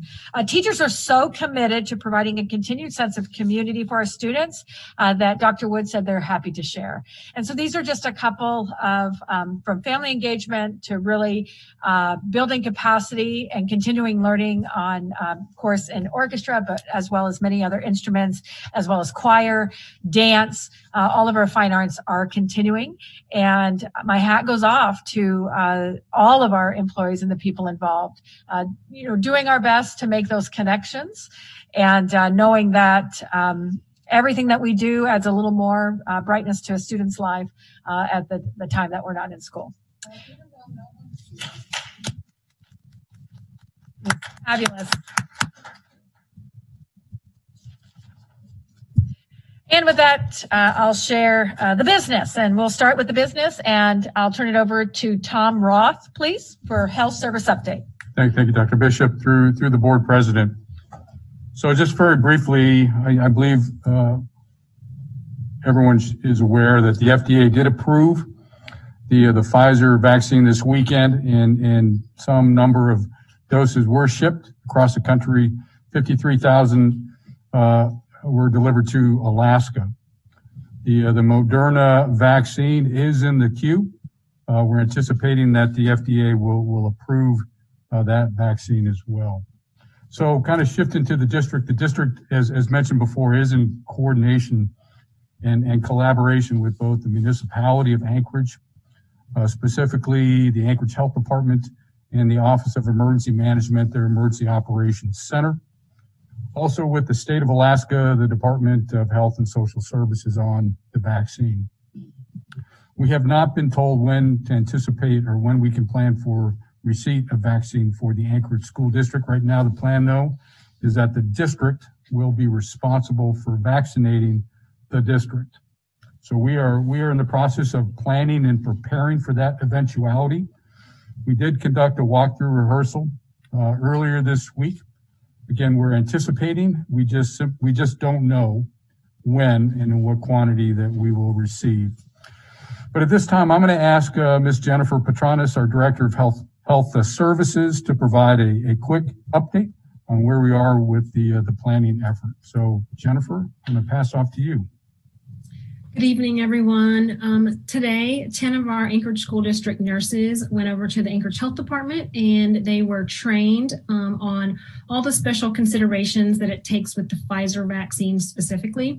And tomorrow, the Anchorage Health Department and the Anchorage Fire Department is going to extend that opportunity to all of our nurses over Microsoft Teams. So we're super excited about that. And over the course of the next few weeks, our nurses will be assisting the Emergency Operations Center and the Anchorage Fire Department in vaccinating all the EMS and the Anchorage Fire Department in our city. So they're pretty pumped about that. And when they vaccinate the fire department and EMS, they also will receive their vaccine as well. Next slide. Last week, we sent out a COVID vaccine survey to ask our employees what their intent is, because we really do need a fairly accurate number so that when we submit our order for the vaccine, once it's available to us, we know approximately how many vaccines to order. So I'm happy to say that 51% of our employees have completed the survey as of today. And of those 51%, 78% intend to take the vaccine, which is higher than I expected. And of those 77%, 26% have self-reported they're in the high-risk category. We are working on a sub-prioritization list for ASD employees once the vaccine is available. And once we have more information from the Alaska Allocation Committee and how they want us to do this, we will start working that list and let everybody know where they fall in line. Once the vaccine is available, we will be scheduling the majority of our staff through a new program that the state purchased called PrepMod. And through that application, people will schedule themselves at the allotted time. And then it also will communicate directly to our state reporting database. So it'll be a little less work for our nurses in hand jamming individual vaccines for hundreds of people. And that is all I have for this update today, but I'll take questions. I don't see any at this time, but if more come up, we'll be sure to ask. Thank you. All right, thank you. And as stated through testimony and provided to the board, we did publish a flyer about back to school with our phase-in plan that we've shared at the last board meeting, as well as the joint meeting with Anchorage Assembly. And I'm going to ask Dr. Stock to just talk on a few things. A question from the Assembly that came up also came up with the mayor on Wednesday and her team that we communicate with weekly and keep in touch with about as we move forward is really speaking to the matrix and just decision making and the confidence we have with going back with mitigation and things like that. Dr. Stock, could you share some of those conversations from the School Start Task Force and our movement forward? Sure. Thank you, Dr. Bishop, and through the president to the rest of the board. One of the questions that keeps coming up is, well, what metric are you using regarding COVID to return? And what metric are you using to decide when grades 3 through 6 return?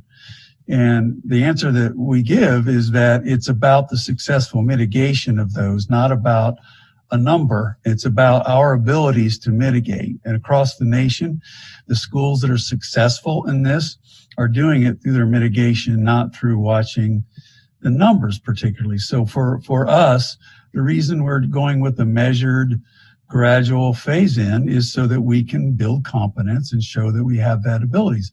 We know, as you've heard tonight, that there's folks who think we should be in earlier, folks that think we should be in later, folks that think we shouldn't be in at all.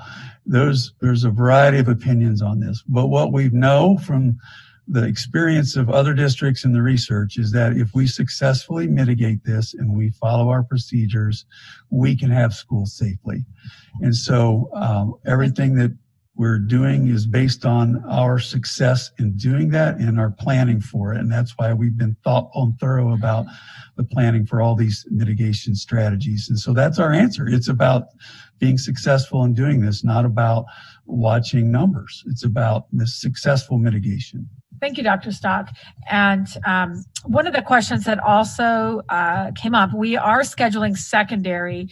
There actually are about 20 to 25%, depending on the school, because we're really targeting kids who have been underserved at this time. They're getting new schedules. When can we expect the secondary schedules to be given to really all students to understand where they are either in school or continue on Zoom?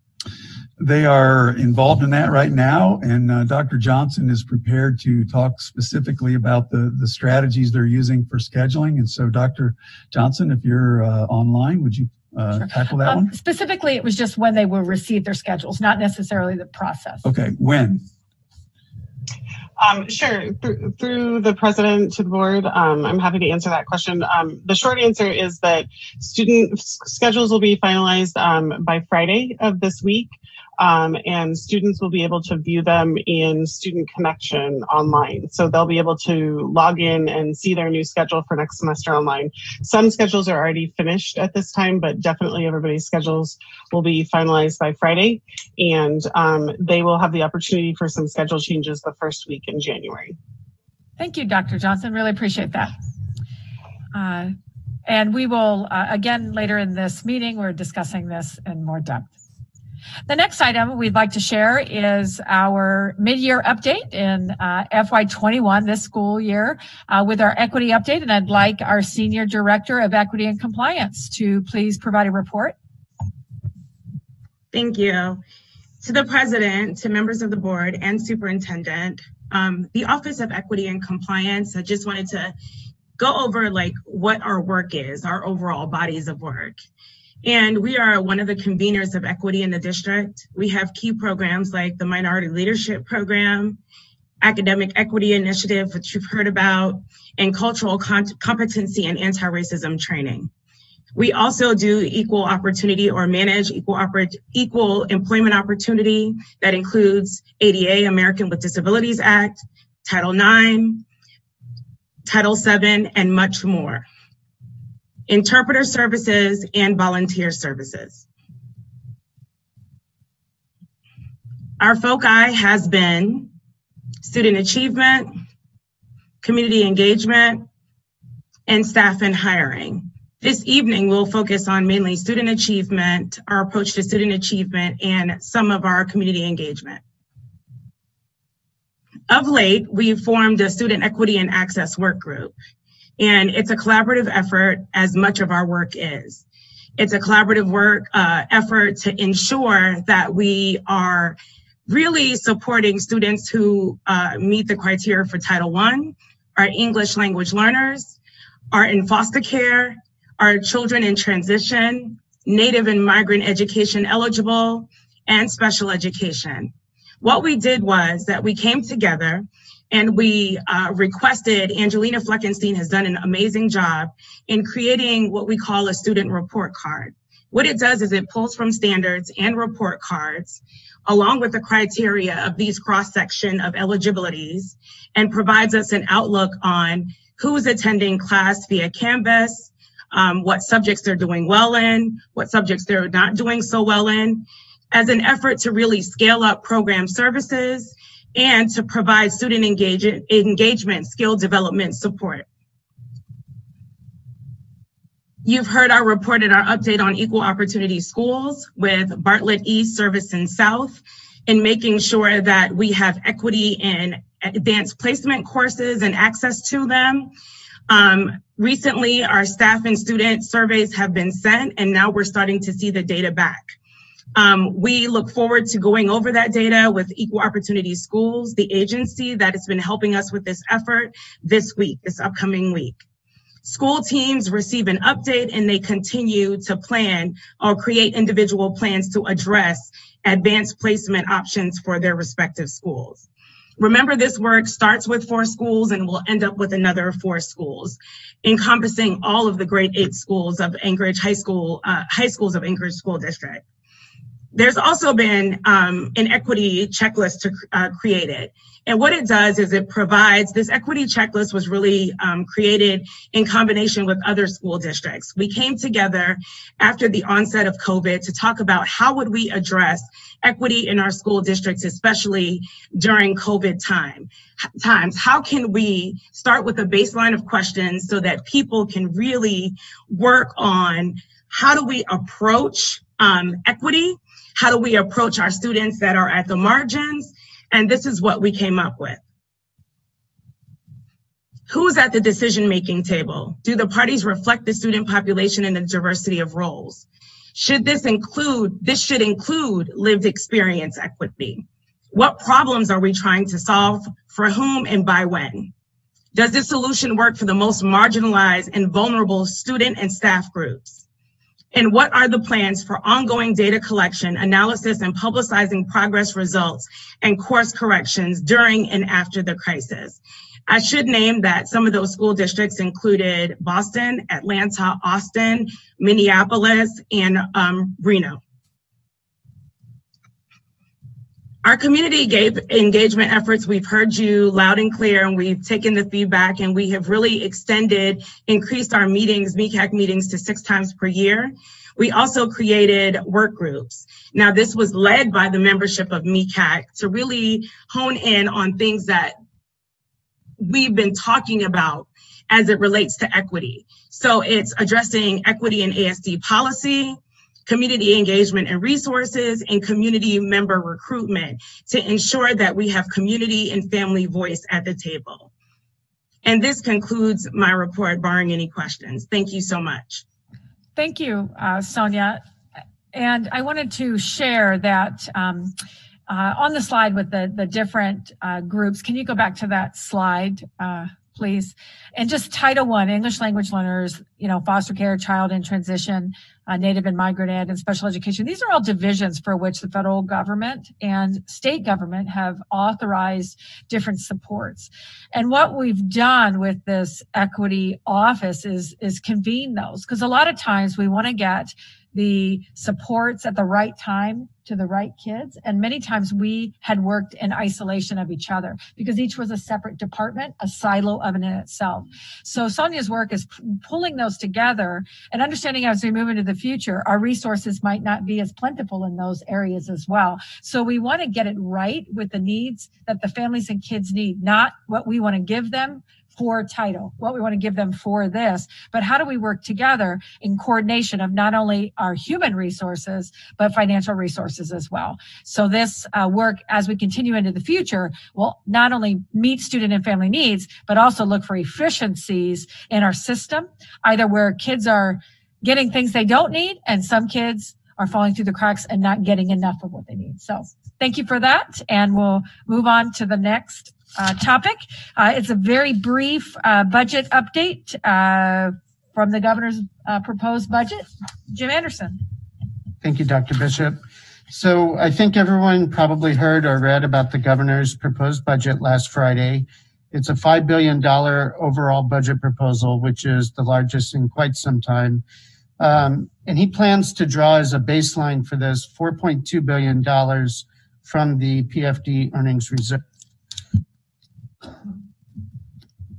In order to do that, he's got, of course, the legislature will have to change the statute. Currently, they're allowed to take 5.5% of the earnings every year. This would be about 9.1. So we'll see how that goes in the early part of the legislature.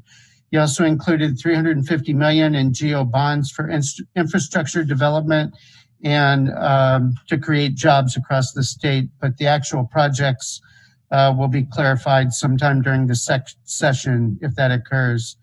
It's also by far his largest capital budget at $1.4 billion. Of note, he did return school bond debt reimbursement from the state back to the FY20 level, which is a 50% cut, which for us would be about $20 million. And currently there's no changes to the education formulas for either transportation or student nutrition. Barring any questions, I will go to the federal government's current bipartisan stimulus bill. So they bifurcated it into two different bills, one for emergency relief nationwide and for us, of course, for education. The second component of it is $160 billion for state and local government support. Highlights for K-12 are that it's much larger than the original CARES Act for K-12 education. At $54 billion, it still states that it would be distributed in accordance with Title I distribution plans across the state. So assuming that number or anything close comes out of the final bill, that would be very helpful for us. He also put in $2.5 billion for non-public schools, but those would come out of the governor's funds. And the $3 billion for E-rate and distance learning was pretty vague. So we'll have to see how that plays out as to how they break out E-rate and distance learning and what chunks of that we might be able to capture. The biggest win, and we've been talking to one of our state senators' staff now for several months, who's on the subgroup for agriculture and nutrition. They did put in a 55% coverage of lost school meals revenue for September through December. I'll engage with them again this week and see if in the final package it could include August, which is the start of school in Alaska. And the way that would work is it goes at 55% of the lost revenue for last year's numbers. So it isn't easy to pick that out, but it's actually would help us significantly throughout the rest of this year. And then some additional flexibility for 21st Century, which is an after-school program.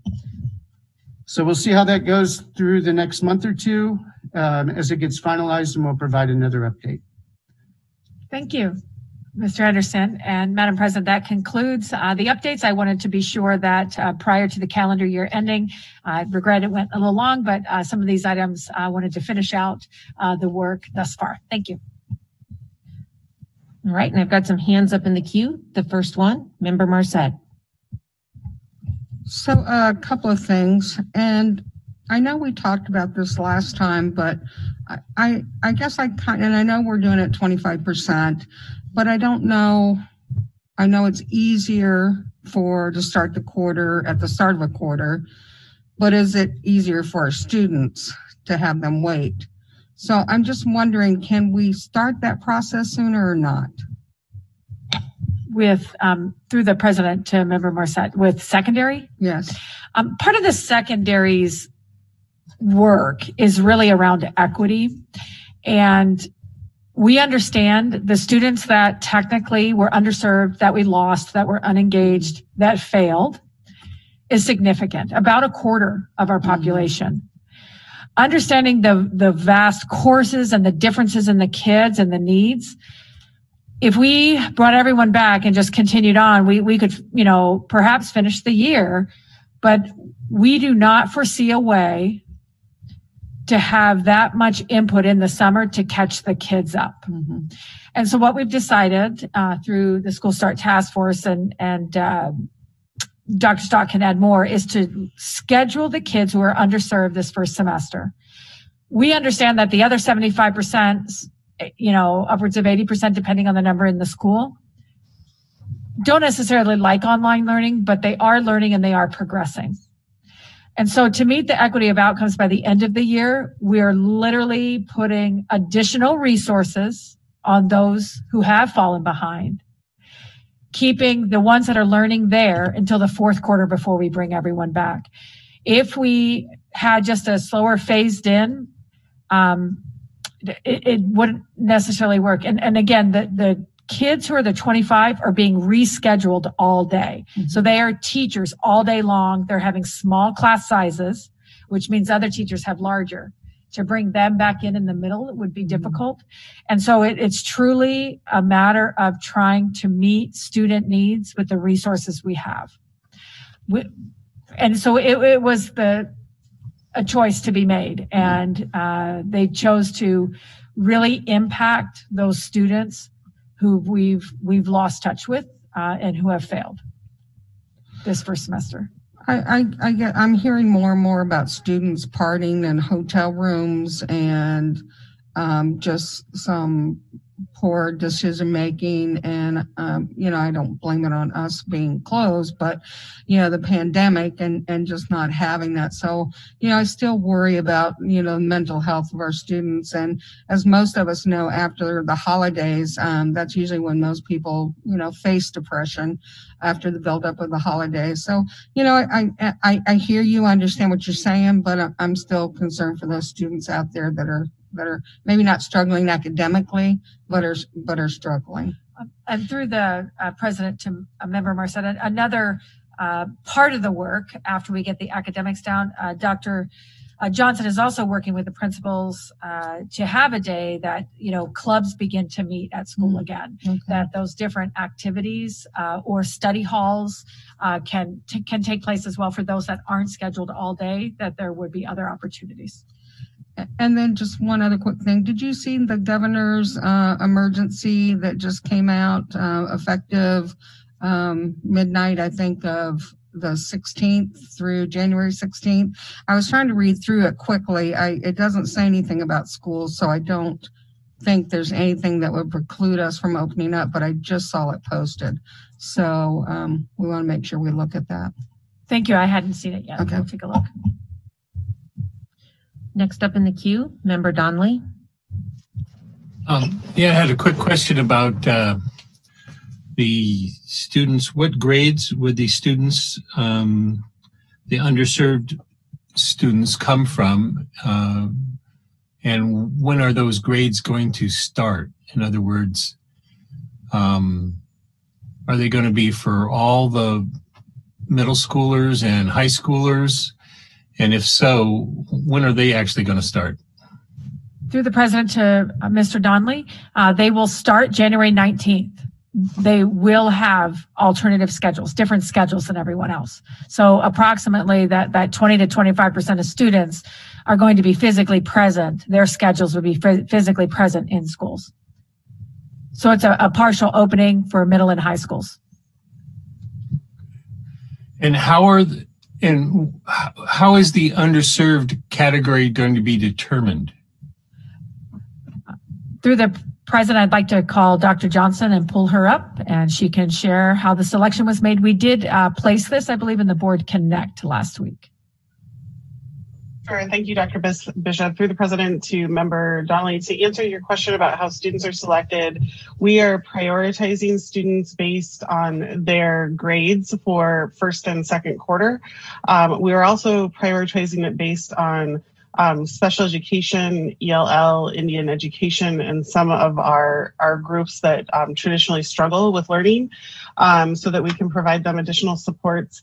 And then we also are leaving some principal discretion in there to work with their staff based on attendance needs, if students are not logging into Zoom regularly and having attendance issues, and or any social emotional needs that they may have. If there's a way that those students can get engaged in a more productive manner, we're giving that leeway and professional discretion to our principals to identify kids as well. Thank you. Next up in the queue, Board Member Hildy. Thanks. I just had a question about the governor's proposed budget, and I know it's just proposed, but just from an understanding where the conversation might go, is the bond debt reimbursement, do we know if it's 50% bond debt reimbursement? That would be an improvement, right? And would it just be for this year going forward, or would it be talking about how would it impact our outstanding bonds and new bonds? And that's what I'm asking. Through the president to Member Hildy, it would be at least we would get 50% of what we had planned. State statute currently is, of course, 100%. We would get half of that. It would be about $20 million, but it's only for this year and only if the legislature approves it. Thank you. Next up in the queue is Board Member Bellamy. Thank you. I just have a couple of questions and a request. So my question has to do with I like the equity checklist. How is that being used, and how who's using that? Is that for principals? Is that for your office, Dr. Bishop or Ms. Hunt? Through the president to Member Belling, we really want it on all of our desks, on all when decisions are made. Sonia can share a little bit more. It's really questions for school leaders as we move forward, for school leadership teams. When we are looking for a solution to what we see is amiss or something that needs improvement, those are the questions that are in front of us as we plan. Okay. And Ms. Hunt, were you want to add something to that? Yeah, to the president, to Member Bellamy. So it actually is like it's a 3-part. So it starts with questions, and it's supposed to be used by school teams, school leadership teams, as well as teams that manage programs in our central office. Is to be used by everybody as just a prevailing guiding questions and thoughts. And it goes into just ideas on how you begin your assessment around making equitable things your priorities, or determining your equity priorities within every school, within every program, and working with various populations. And then it goes into tools that can be used. And I think that's great. Equity has to be what we do and how we do it. So I like that. Thank you.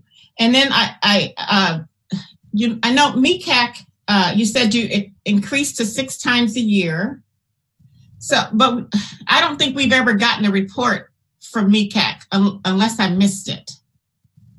Does the board get a report from MECAC, or can we get a report from MECAC as well as the other advisory committees, the Native Advisory Committee? Is that possible, or do we need to just attend those meetings? Through the president, we can provide updates and reports. Yes, that would be great. I'd like that. And then my final question, just a clarity around the work in the department. I'm just trying to understand. I see the compliance pieces. Where in our system do employees go now for help with problem solving? I mean, if they have an issue, how does that work now? If it's their supervisor, that's handled through management. And if it is ADA or equity question, it goes through the Office of Equity and Compliance. So it would really depend on the question and the problem where it would be directed. So if it was a harassment complaint, where would that go? And it's not my supervisor. It is, where would that go? To Sonia Hunt. Okay. All right. Thank you. Thank you. Next up in the queue, Board Member Mitchell. Thank you, and thank you for that comprehensive report. I was during our December 1st meeting, I was really excited about the back to school plan that was presented then. I know that the administration had talked about 2 big concerns. There were 6 points that were listed that were all hit, but there were 2 big concerns. One was whether we were going to be able to mitigate COVID spread during lunchtime. And the plan that was presented on December 1st with the grab and go lunch was going to address that issue. And then the issue of social distancing, depending on the class size. And so by starting in small groups with our elementary school kids, we were able to give, kind of like what we're doing with secondary now, really give that extra attention to the kids who need it. It was allowing us to give families options if they weren't ready to come back into school yet, and also teachers options. So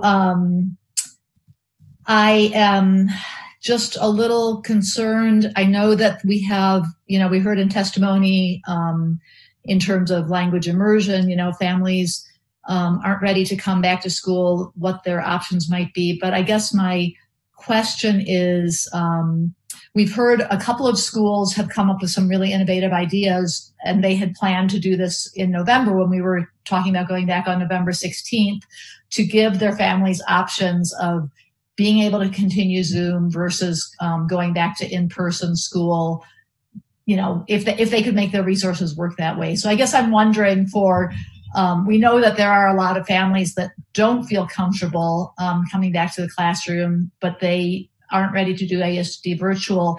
Is there any kind of flexibility, depending on each individual school's ability with their staffing to support those families? Because again, that was one of the things I really liked about this plan that we had at the last meeting.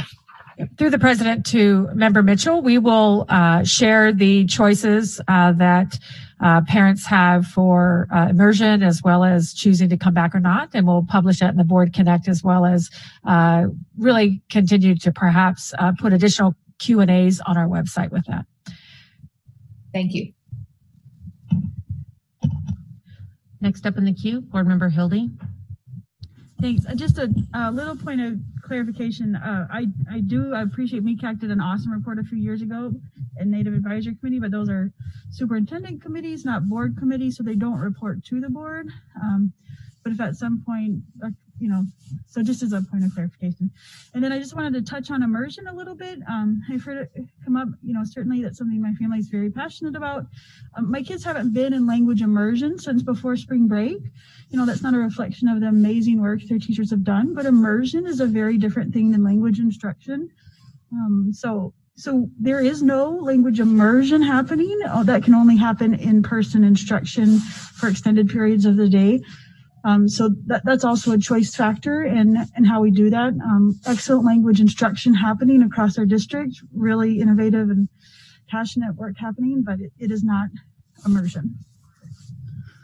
You are correct. Through the president to Member Hildy, that is correct. I mean, the word immersion elicits that you are, engrossed in living in it, thinking in it, and what we do have right now is strictly language instruction to keep students moving forward at least what we can. It's very difficult for those youngest students, however. Next up in the queue, Board Member Bellamy. Just a point of clarification. The superintendent my request was for her to include updates in her report. I am not looking, nor am I requesting to hear from committees directly. Thank you. Thank you. Understood. And Board Member Marcet. So just for clarification, and it pays to be on this board a while. Some history with MECAC and when I don't even know if I haven't heard anything, but Special Education Advisory Committee. Those are superintendent committees. However, in the past, we have had quarterly reports from individuals that would come from the committees and give us those reports. Not that we have anything to do with them, but we did receive quarterly reports from those committees in the past.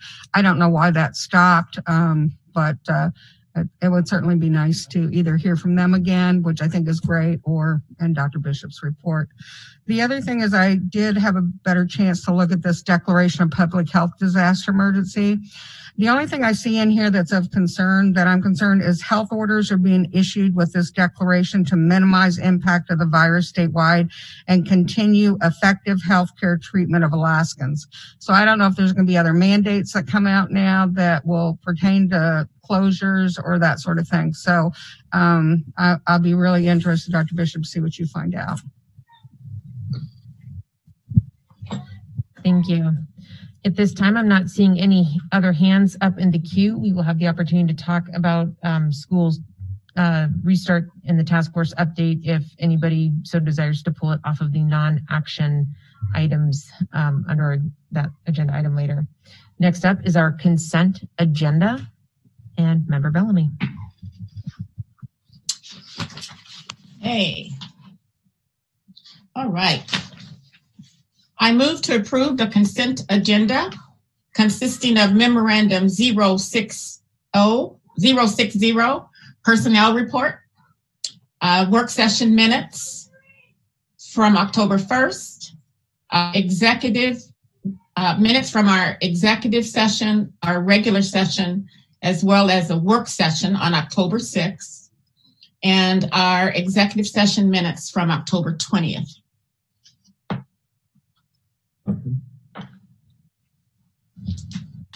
Do I have a second? Yeah. Andy did. Okay. Thank you. Katie, if you could please do a roll call vote. Vice President Bellamy. Yes. Member Donnelly. Yes. Member Hildy. Yes. Member Holloman. Yes. Member Marset. Yes. Member Mitchell. Yes. And President Michaelis. Yes.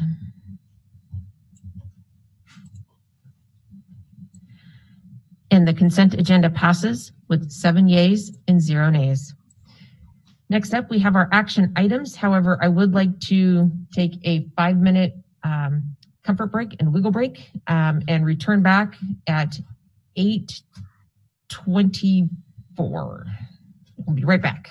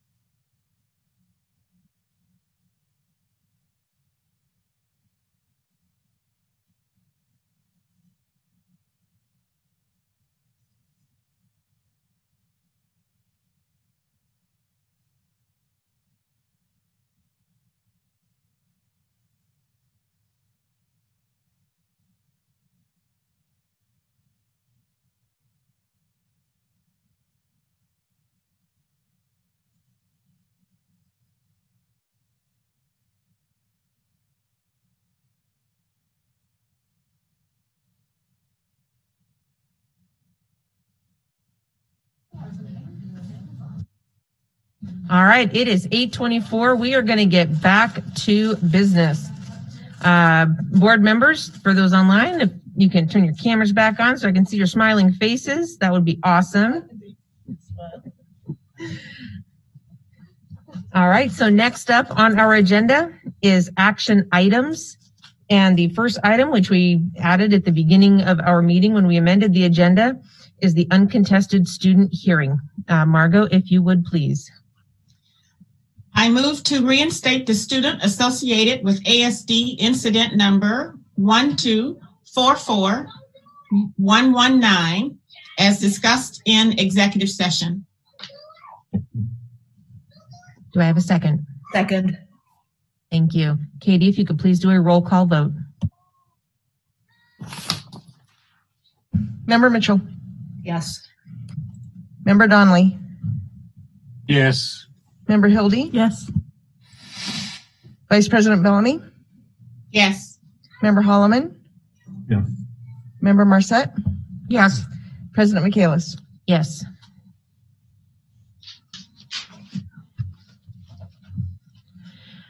And the uncontested student hearing passes with 7 yeas and 0 nays. Next up is public testimony on action items, and I just would like to read a brief statement as we move forward through this. The procedures for agenda item testimony are as follows. An action item memo is first introduced by the Vice President, and if seconded by another board member, I will open the floor for public testimony. If you have signed up in advance, you will be called on in the order in which you were signed up. You will have 3 minutes to testify. When 30 seconds remain, a chime will ring to inform you so that you can finish your sentence. After all testimony closes, I will open the floor for board discussion before finally calling for the official vote, and the voting results will be displayed on the screen. First up, ASD Memorandum 061, Member Bellamy. I move to approve ASD Memorandum number 061 and accept the Alaska Elementary and Secondary Education Act, that's ESEA, Consolidated Federal Programs Grant for fiscal years 2021 as approved by the State Department of Education and Early Development. This federal consolidated award includes titles 1, 2, 3, and 4 in the amount of $26,431,419. Do I have a second? Second. Thank you. Do any board members have any questions on ASD Memorandum 061? Not seeing any. Katie, if you could please do a roll call vote. Member Holloman. Yes. Vice President Bellamy. Yes. Member Donnelly. Yes. Member Hildy. Yes. Member Marset. Yes. Member Mitchell. Yes. President Michaelis. Yes. ASD Memorandum number 061 passes with 7 yeas and 0 nays. Next up. I move to approve ASD Memorandum number 068 and authorize the superintendent to accept a grant award from the Alaska Community Foundation Coronavirus Nonprofit Release Fund for $68,326. Second. Thank you. Do any board members have any questions on ASD Memorandum 068? Seeing none, Katie, if you could please do a roll call vote. Member Donnelly. Yes. Member Holloman. Yes. Member Hildy. Yes. Member Marset. Yes. Member Mitchell. Yes. Vice President Bellamy. Yes. And President Michaelis. Yes. ASD Memorandum number 068 passes with 7 yeas and 0 nays. Next up. I move to approve ASD Memorandum 058 and authorize the superintendent to prepare the Anchorage School District's fiscal year 21-22 preliminary financial plan and budget in accordance with the financial projections and budget guidance set forth in this memorandum. Do any board members have any questions on ASD Memorandum 058? Yeah, Andy. Not seeing any. Katie, if you could please do a roll call vote. Member Mitchell? Yes. Member Marset? Yes. Member Holloman? Yes. Member Hildy? Yes. Vice President Bellamy? Yes. Member Donnelly? Yes. President Michaelis? Yes. ASD Memorandum number 058 passes with 7 yeas and 0 nays. Next up. I move to approve ASD Memorandum number 063, the Comprehensive Annual Financial Report for the fiscal year ended June 30th, 2020, and authorize the superintendent to forward this report to the Commissioner of Education, State of Alaska, and the Anchorage Assembly. Second.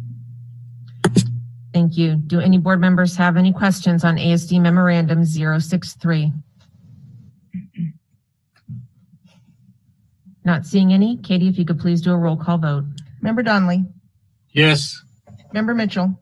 Yes. Vice President Bellamy? Yes. Member Hildy? Yes. Member Marset? Yes. Member Holloman? Yes. President Michaelis? Yes.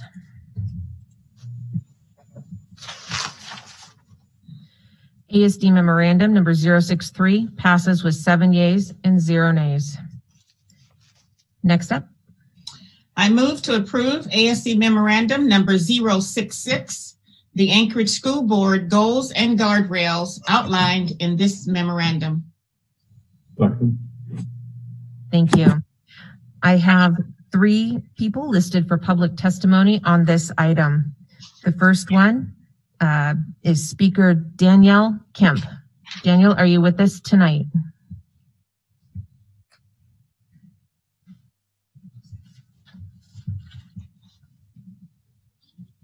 Hello? Yes, we can hear you. You have 3 minutes and the floor is yours. All right. Thank you for having me again tonight. My name is Danielle Kemp. We've already gone through that already. I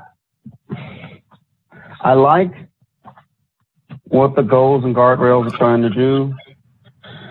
But I would advise, like I've advised before, that equity needs to be, the language of equity needs to be included in it. I think that the ASD is on the right track when it comes to moving forward into the realm of anti-racism. And equity falls right on those lines. Earlier, I gave kudos to the Anchorage School District for its introducing of an anti-racism policy to the district. And I still do, but I would also give caution as well and say that there are devils in the details that must not be ignored as well. And that I believe that, if we're talking about definitions, for instance, I believe that the word equity itself should be included in definitions. If we're going to make this as an equitable goal and guardrail for the school board. So I believe, I'll just cut this short, that if we do move forward with it, I would highly advise that we re-examine the language of the goals and guardrails to actually include that. Because if it is to be equitable, the word equity has to be in there somewhere.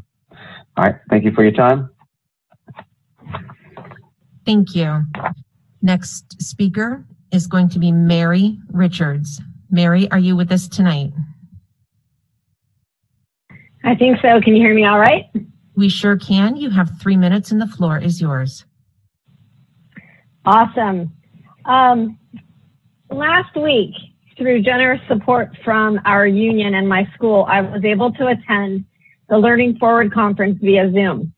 And I attended a session titled Inspire Fierce Leaders of Race, Equity, and Diversity Dialogues, hosted by this amazing woman. Her name is Dr. Heidi Ogilvy. And she's a professor of education, and she's a national consultant specializing in literacy, instructional practices, and transformational leadership. And she had one slide during her presentation that just arrested me. The slide said we need to have SMARTie goals, not SMART goals, but SMARTie goals, SMARTIE. And so I don't know if you all have heard of SMARTie goals. I hadn't. And again, I was quite arrested by the concept. So here is what the I and E stands for. I is inclusive. Do these goals invite traditionally excluded individuals to make decisions and contribute in a way that shares power? So that's inclusive. And then equitable. Do these goals include an element of fairness or justice that seeks to address systematic injustice, inequity, or oppression? So I guess I would just like to say, I would love to see these SMART goals become SMARTie goals, and for us as a district to add the IE on. Thank you very much. Thank you. And speaker number 3, Roslyn Grady Weish. Roslyn, are you with us tonight?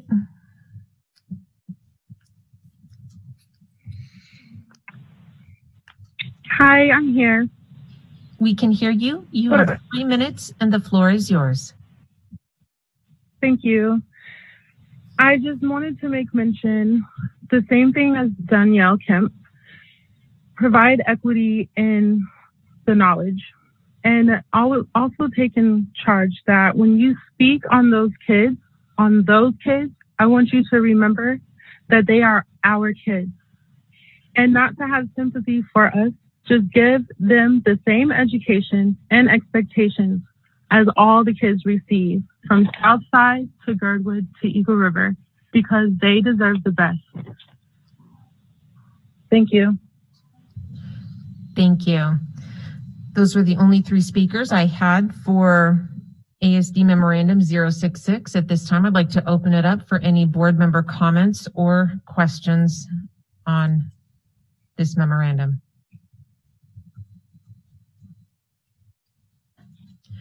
Board Member Hildy. Well, I'm just excited, and I just want to thank the board and the community for the work on getting to this next stage for where education is going in Anchorage, and listening to the community and hearing their input. It was an incredible process. Thank you, Member Marcette, for leading us through that. And I'm very excited about the reading goal, and I'm very thankful for the board's support for being aggressive in what can really snowball into wonderful effects all across our district and grades. And we have the success for career and life and vocational readiness and college readiness. So I'm so excited for, we've heard from kids, I want to know financial literacy. And now we're saying, we hear you. And to really start to see the community values matching up with what our district says we're going to do. So I'm excited about this, but I also want to invite our community to hold us accountable. If we're going to say this is what we're going to do, then I hope you'll come back and say, how's reading going? How's math going? How's that financial literacy or CTE or Algebra 1? All those factors we say and know are important. So thank you. Thank you. Next up in the queue, Board Member Mitchell. Thank you. Yeah, I feel really good about the fact that we have some very, very specific targeted goals. The only thing I'm a little concerned about, or I guess I just is a little odd to be voting on this when our third goal, the goals are set by the board, and then the administration comes up with the interim goals. And the third goal does not have the percentages in there. And I think that's because we haven't exactly figured out how we're going to assess that at this point.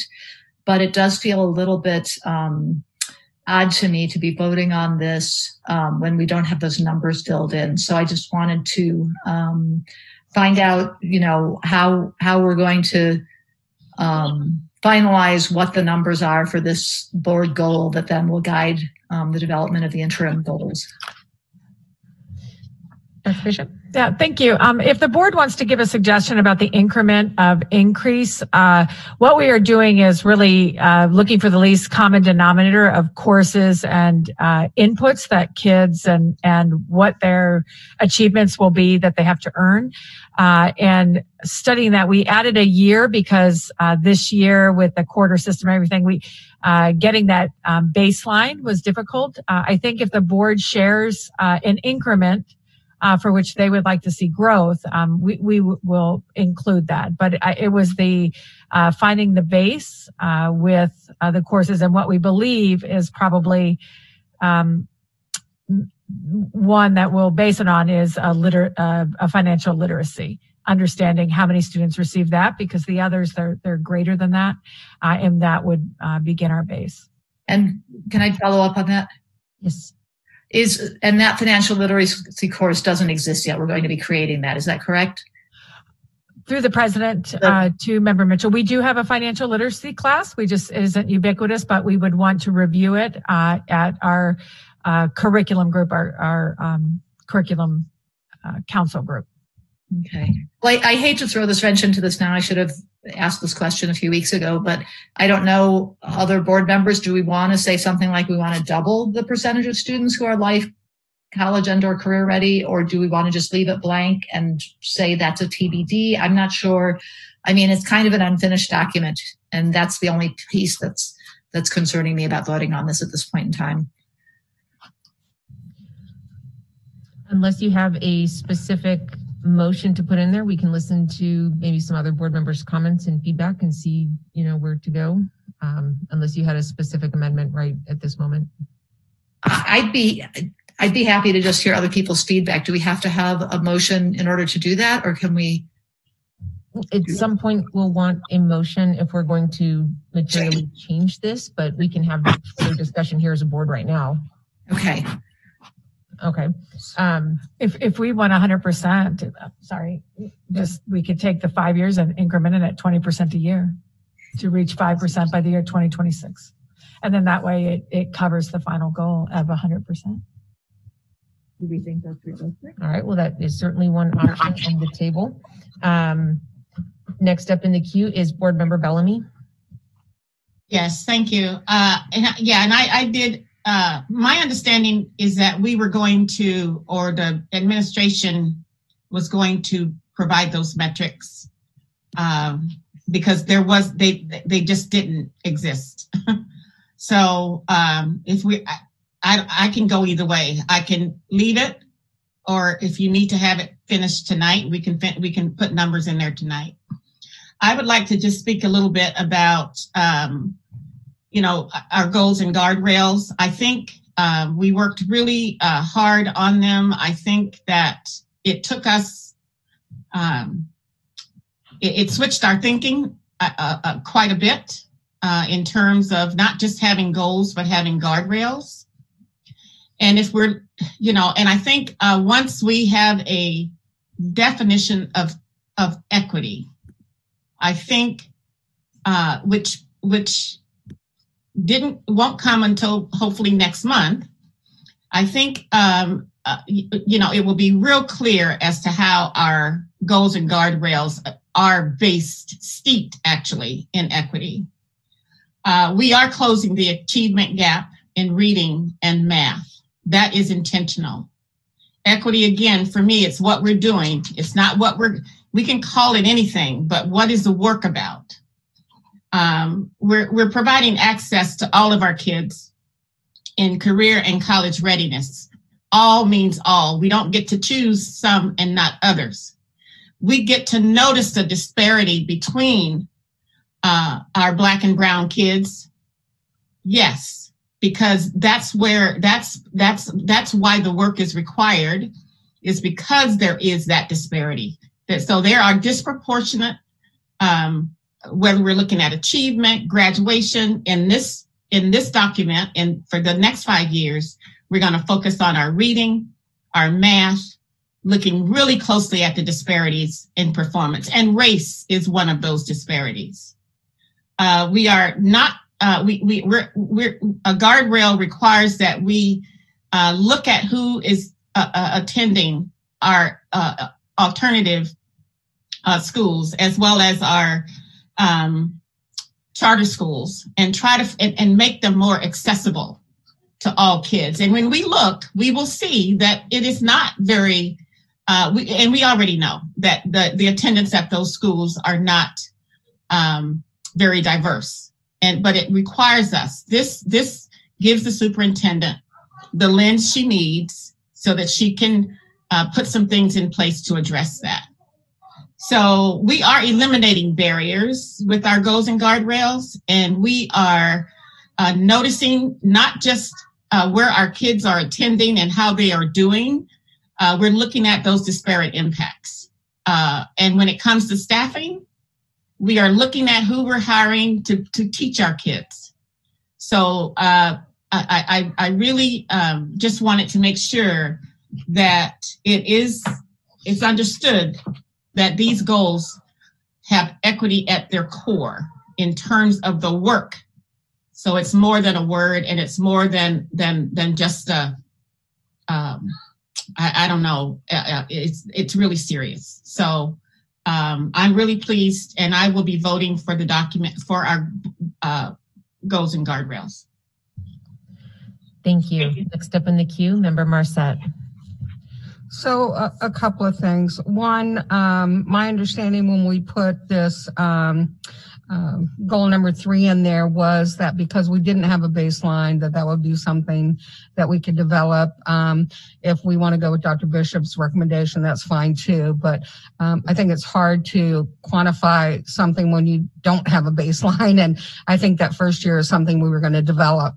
So I understand not having it in there. We can put in there develop baseline, or I don't know, something if you just need something in that blank. But the other thing I wanted to say about our board guardrails and about our achievement gap is before I joined this board, before I was elected to the board, maybe the only person that knows this is Alyssa, but Alicia, Miss President Vacalis, thank you.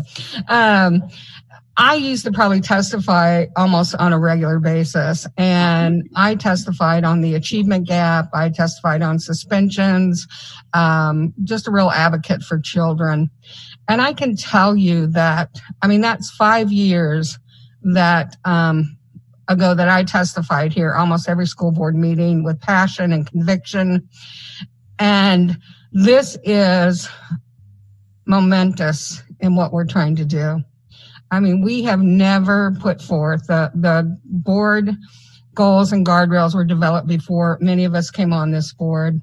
And for us to put something like this in writing and make this our priority it's awesome.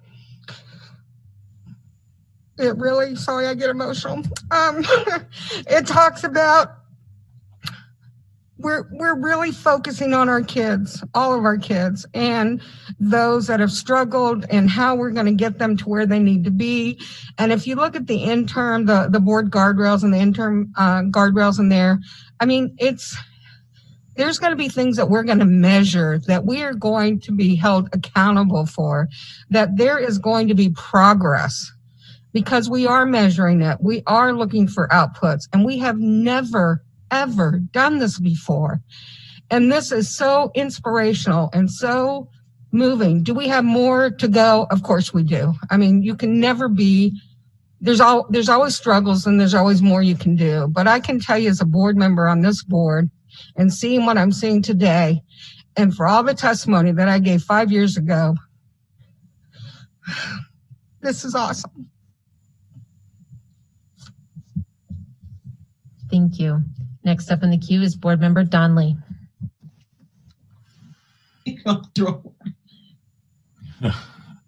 I just wanted to mention that equity also means equity for our students with disabilities and our students of, pardon? Pardon? Nope, go ahead. But our students with disabilities and also our students that are economically disadvantaged no matter what race they happen to be. So I think that's really important, not just to single out one category and emphasize that above all others. I think we really need we also owe a serious equity consideration for our students with disabilities and all our students that are economically disadvantaged also. Thank you. And next up in the queue is Board Member Hildy. Thank you. Well, I would just say, Member Marissa, what a exciting note that you'll get to culminate, that journey. So that's going to be a good feeling. But just regarding the gaps, so I appreciate Member Mitchell identifying that because I think it's important to talk about. But my expectation was that we would then have the administration recommend what the realistic part of it, and maybe that's 100%, but maybe it's not, and I don't think we're in a position to have that conversation just yet, and so I'm fine waiting. Maybe that will be this summer after work has been done and come back to the board, but I'm okay adopting it as it's written with the understanding that we'll certainly put those numbers in once we can figure out what are attainable. I don't see any other hands raised in the queue, so I'll just make a couple of quick comments. That goal number 3 will increase from X% in spring of 2021. And I believe that that's what allowed us to, find that baseline percentage. And so when we come back with interim goals and stuff like that, it'll be one of those first things that kind of get specified, clearly. I want to share also Member Marsette's, passion, for this, that this really gets to the heart of what we're here to do for kids. And it is extremely exciting to be a part of this board that has worked so hard over this last year and a half with the administration to pull this together in a very succinct way, and all the work that we've done, to the conversations we've had, the training that we've had to pull this together in a very meaningful way, especially in the middle of a pandemic, to top it all off. So I'm just very excited for it. So at this time, not seeing any other hands in the queue. Katie, if we could please do a roll call vote on ASD Memorandum 066. Vice President Bellamy. Yes. Member Mitchell. Yes. Member Marcette. A big whopping yes. A double yes. Member Holloman. Yes. Member Hildy. Yes. Member Donnelly. Yes. And President Michaelis. Yes. ASD Memorandum number 066 passes with 7 yeas and 0 nays. Next up in the queue, ASD Memorandum number 062.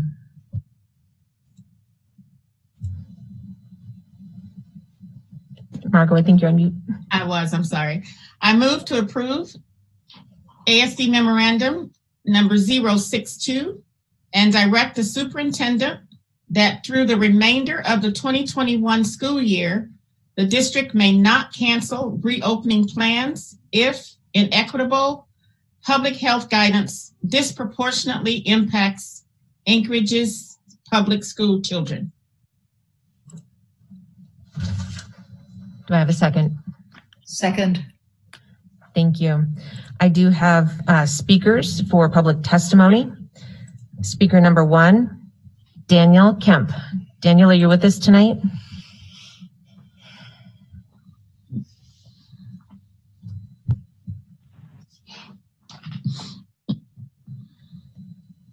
Mr. Kemp, are you still with us? Oh, hello? Yes, thank you. You have 3 minutes and the floor is yours. Thank you. Thank you for having me again. I do not believe that we should approve Memo 62 until we define that last statement. The last statement, I believe, was, without consideration to equity across our community. What does that look like? So that's kind of, the question. And, I don't think it's in the best interest reopening our schools this January, in the best interest, especially for those hit hardest by COVID-19, which is people of color. I believe that in that regard, Memo 62 falls short of its stated goal of equity in education. The memo speaks on the inequitable public health guidance that was disproportionately that has disproportionately impacted Anchorage's public school children. But, the question remains, whose children are we referring to? Right? I mean, surely we're not advocating for placing families of color in even more threat of harm than has already been inflicted on them. This policy may cause irreversible harm to communities of color who have needlessly and disproportionately suffered the wrath of this pandemic. I believe you as a board want to do the right thing by communities of color, but in order to do that, you must listen to communities of color first. All right. How fair is it to put families of color in a position to choose between increasing their already disproportionately higher chances of illness or death from COVID-19 or neglected and substandard virtual learning, which also takes them away from socializing with their school friends on Zoom? I don't want to keep my son from in-person learning, but until the vaccine is widely available, that's a health risk my family and I cannot take. After I told my son that he was going to have to go to virtual learning in January, he really surprised me with his response. He said he told me it was okay and that he got it, and that he understood. We need to keep our family safe, and he's an understandable kid. And I have some questions that I would really hope that you would ask. These are not rhetorical. That you would answer, that these are not rhetorical, and I hope you just discuss them. What is your plan to ensure that kids who do not go back to in-person learning are not neglected and discriminated against and are treated equitably? Another question. Do the school's HVAC systems recirculate air from room to room? This is what the ASD HVAC director told our school staff during their HVAC briefing back in October. If so, what can be done about that to prevent the transmission of coronavirus from room to room? Also, do the school air filters prevent transmission of coronavirus? If not, then what will you do to ensure that they do? There's a reason why schools have earned the nickname Petri dish. It's because it's a breeding ground for all kinds of contagion. So I thank you very much for your time. Thank you. Next up is speaker number 2, Allison Arians. Allison, are you with us tonight?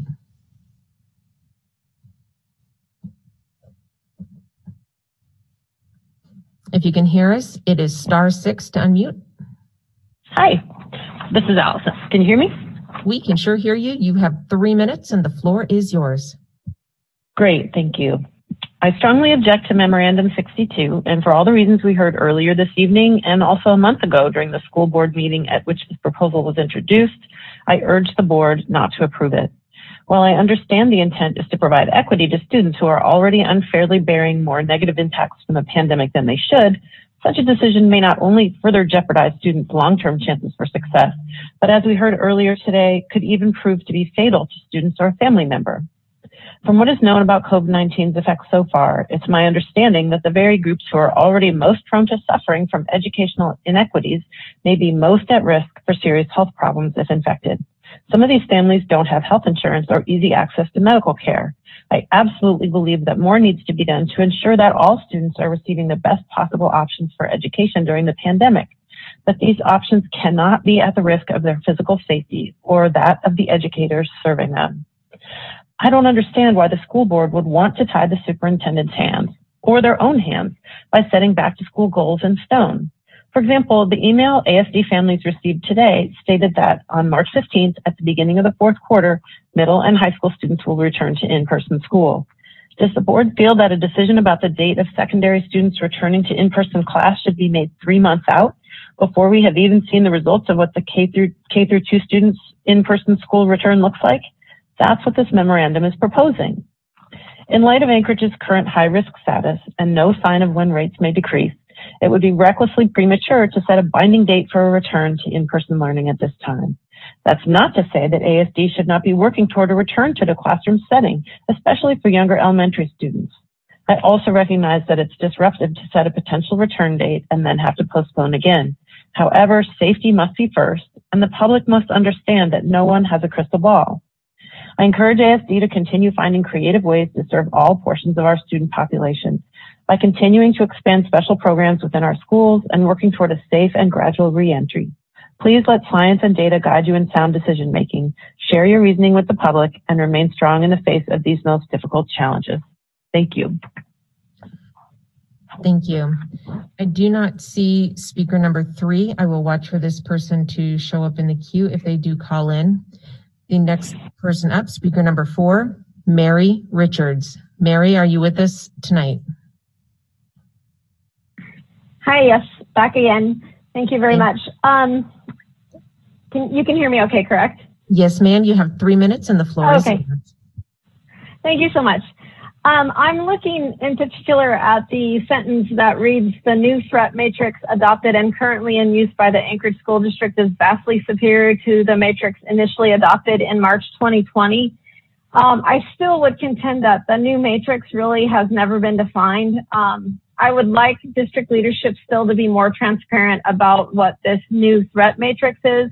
Even several assembly members commented on this last week during the joint school board and assembly meeting. Earlier tonight, Dr. Stock said that it revolves around this idea of mitigating the virus. So just beginning there, it's not quite enough yet, but beginning there, my question is, how can we even ask this question about mitigating the virus when we still live in a community that is still very split and sending mixed messages around even acknowledging the reality of the virus and showing a genuine unified effort around mitigating the virus in our community? The next sentence I'd like to look at is the educational, social, and economic harm to school-age students caused by lack of in-person learning is thought by many experts to greatly exceed the potential danger posed by in-person education in schools where appropriate mitigation measures are in place. We are not harming students by continuing to offer them the most robust virtual and connected online learning platforms possible. The pandemic is harmful. Online school efforts are helpful. There are many experts who are legitimately concerned about the danger and spread of COVID and how this danger affects BIPOC and other vulnerable populations. We do harm to students if we don't keep them safe. We harm teachers and other school staff members if we don't keep them safe. It's not harm versus danger, rather it is the pandemic has been both harmful and dangerous. So I'd like you to look there. In my school, we've been told, and I think Dr. Johnson referred to this earlier, that we're bringing back Indian Ed and ELL students. I really question if that's really an equitable choice. And I would also add in, as Member Donnelly said, to think about socioeconomically challenged students. We risk endangering and harming the most vulnerable in our municipality. And I just want to remind you that last Thursday, there was a new analysis published by the CDC that just documented that American Indian and Alaska Native people have died in connection with COVID-19. The last thing that I would like to say, I'd like to say more, is just that at my school, we've been told that online classes will have more students next quarter in order to accommodate fewer students for face-to-face. And I think that is a huge equity issue that needs to be discussed and talked about. Thank you. Thank you. Next up is speaker number 5, Roslyn Grady Weish. Roslyn, are you still with us tonight? Yes, I'm here, and my last name is pronounced White. Thank you. Hi, you my have name 3 is minutes and the Roslyn. floor is yours. Thank you. Hi, my name is Roslyn.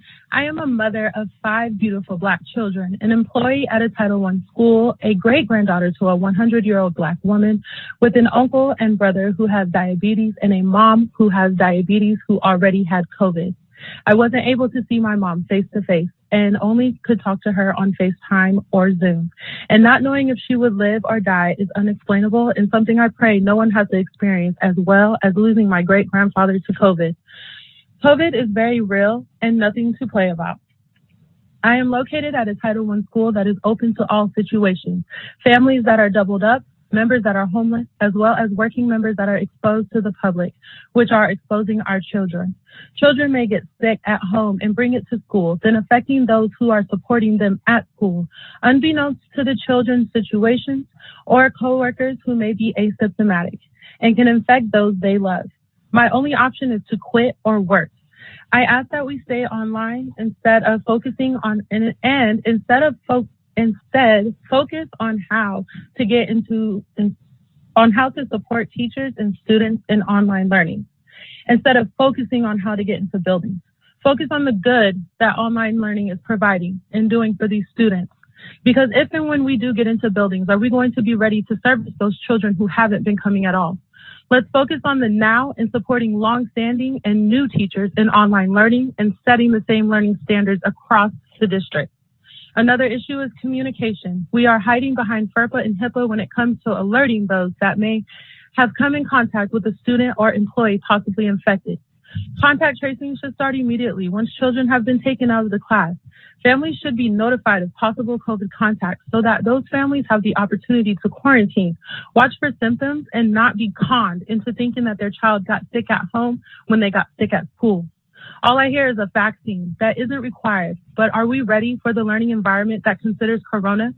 Are we considering a learning environment that resembles a medical facility, shower curtains, plexiglass, and changing masks 3 times a day, when we should be creating an environment full of love and comfort? We are really creating an environment full of fear. Thank you for listening to me. Thank you. Next up, speaker number 6, Michaela Kolarok. Michaela, are you with us tonight? Yes, I'm here. Can you hear me? We sure can. You have 3 minutes and the floor is yours. Thank you. My name is Michaela Kolarok, and I have been teaching special education for 7 years for the Anchorage School District. I'm also a parent to a special education student. I'm speaking tonight to address the concerns I have with the recommendation brought by Member Hildy that would commit ASD to start dates for face-to-face instruction. It does so without consideration for COVID spread in our community, and it does so without the ability for flexibility. This type of mandate doesn't make us more effective in pursuing social justice or solving for systemic social inequities. It doesn't help keep staff and students safe.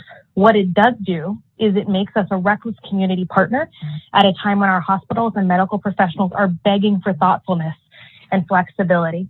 It asks us to make decisions in a vacuum rather than a reality where only 90 hospital beds and 3 ICU beds remain available, a reality where our community can't unite around basic safety mandates like masking up in public to keep the most vulnerable of us safe. As a parent and as a teacher, I have been listening to school board meetings. I have heard the statements that teachers aren't teaching and students aren't learning. As a parent and as a teacher, I know these statements to be false. Teachers are working harder than ever and students are learning, my own child included. As a SPED student in a life skills program, they have made more gains this year than in their previous academic year. They also have had more uninterrupted one-to-one access to their teacher, and they're doing all of this while safe at home. As a teacher, I'm beyond thankful for the option of online learning, an option that keeps academics from being interrupted when COVID touches our lives. In my classroom alone, we would have already had to quarantine for 98 days, which is the equivalent to about 20 weeks of school based on the need to quarantine for 14 days per each case of exposure. If we didn't have the online option and we were forced to be in person, we would have lost valuable instruction time as well as our social connection, which is critical to the mental health needs of our students. I ask the board to make a decision that's compassionate, that allows for flexibility in decision making, that allows the district to be nimble, that doesn't ignore factors in our community, that doesn't put lives at risk, and that doesn't further stretch our hospitals' resources. This pandemic has been hard on all of us, but teachers, students, and families have risen to the occasion. I'm asking the board to do your part.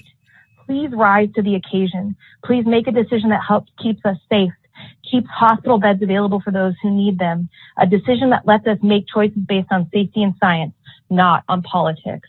Thank you. Thank you. Next up, speaker number 7, Jessica Cook. Jessica, are you with us tonight?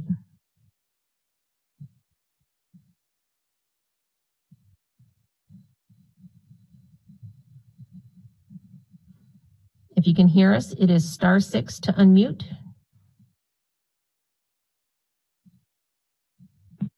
Can you hear me now? We sure can. Thank you. You have 3 minutes and the floor is yours. Thank you. Good evening, and thank you for listening to my testimony. And I am speaking as an educator, as a lifelong Alaskan, as a proud product of the Anchorage School District, and I am urging you not to pass Memorandum 62, Equity for Public Education. As I first read this recommendation, I had to ask myself, what does this really mean? Is it intended to direct Dr. Bishop to open schools regardless of the impact on healthcare facilities and staffing in the community? Is the recommendation asking for the entire community to bear the negative implications of this pandemic? Because in short, it already is.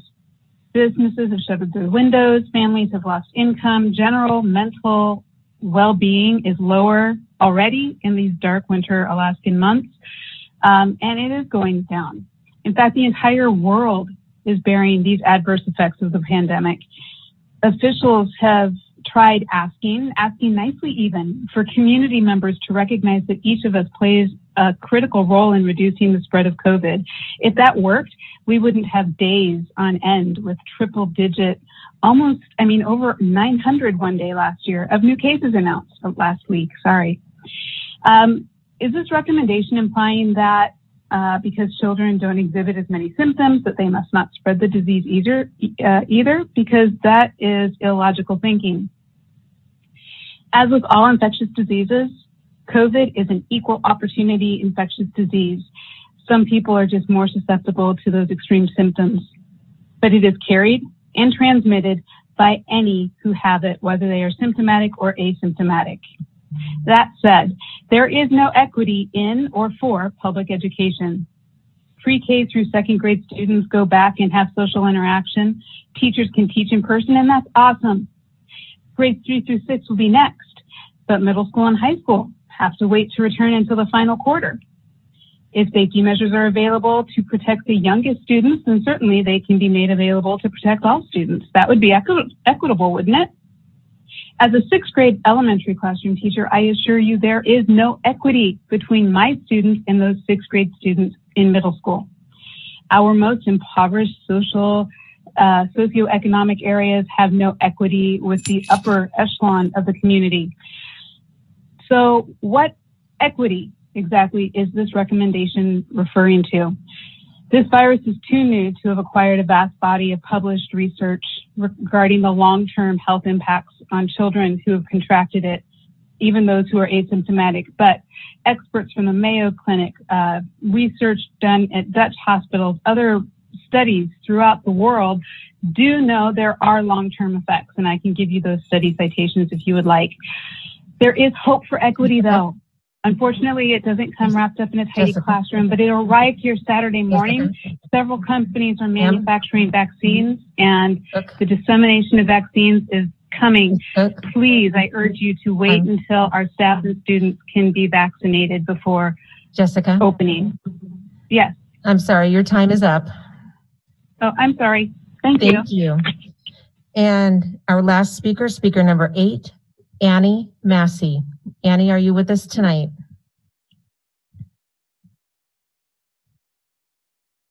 Hi, this is Annie. We can hear you. You have 3 minutes and the floor is yours. Thank you. My name is Annie Massey. I'm a parent of 3 children in the Anchorage School District. The mission of ASD is educating all students for success in life. I'm pleased to see Dr. Bishop has not wavered in the commitment to in-person learning, and equally that board members are resolute in bringing forth this memorandum that ensures the mission of ASD and their service to our youth. This shows you are listening. In this way, our willing educators can finally teach in person, where all students have a choice that meets their individual needs, instead of only virtual, which has proven to not meet the needs for every student. I support this move by leadership. This memorandum provides unity instead of division, hope that will replace fear, and inspiration when we need it most. Our youth have asked for our help in many different ways. be it through failing grades, as we've seen, be it through low attendance, as we've seen, be it through hundreds of missing enrollment altogether, as we've seen, be it through their change in their personal thoughts, emotions, attitudes, demeanor, behavior, and action that parents have bore witness to. Many youth have personally spoken about the help they and their peers desperately need. Many youth have not had the chance. Parents have had a front row seat to the instability and uncertainty the lack of in-person education has had in the lives of their children. I'm grateful this leadership is listening to the sound, relevant data and evidence today and not denying the equally important lived experience provided by families in this district. Parents believe in and support the continuity of our next steps in order that our children not continue to bear the negative impacts of a virus simply because they were denied access to and choice of in-person education. We support opening schools for all grades right now with that laser focus on reading, writing, and arithmetic because we are behind. Supporting this memorandum supports youth and both families that desperately need in person and those who equally and desperately need virtual. Thank you for your hard work. Thank you. At this time, I'm going to open it up for board discussion. The first member in the queue is Member Marset. I wanted to get my hand up quickly. So, okay, open schools, don't open them. Give us notice so we can plan. Then cancel. How can we plan? We're harming kids. We aren't harming kids. My kids are being successful. My kids are failing. No reflection on teachers. They're not wanting, those that are not wanting to open, what I've heard from is 90% of teachers. Those wanting to open, 90% students and parents. So when we talk about equitable, how are private schools, how are daycare centers, how are all of those organizations able to open their doors and educate their children? I'm sure there's children that of all ethnicities in those schools. I'm sure there's teachers and children with parents or loved ones that have health issues. Yet no one talks about their ability to have schools open. Why? Because they're successful, because they're doing it. And that's what we can do as a district. I fully support this memorandum and opening our schools where our children need to be. And we're doing it right. We're doing we're putting up things to prevent the spread of COVID. We're mitigating. Thank you.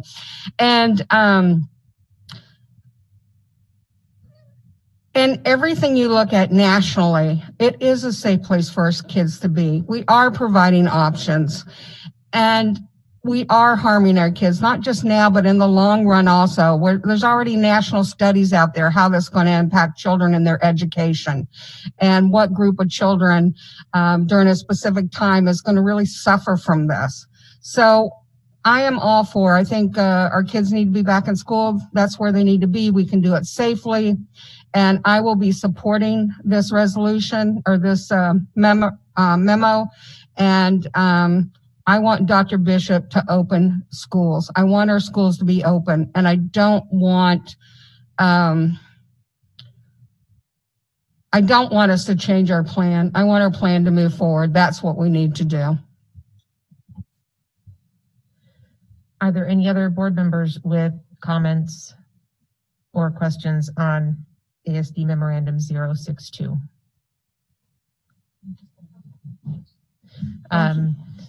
Member Holloman?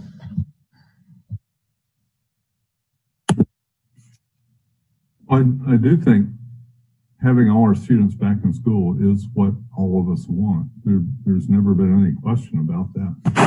I think most of us thought it would happen in August, at least in June. In July, we thought it would happen in August. In August, when we had to wait, We thought it would happen in October.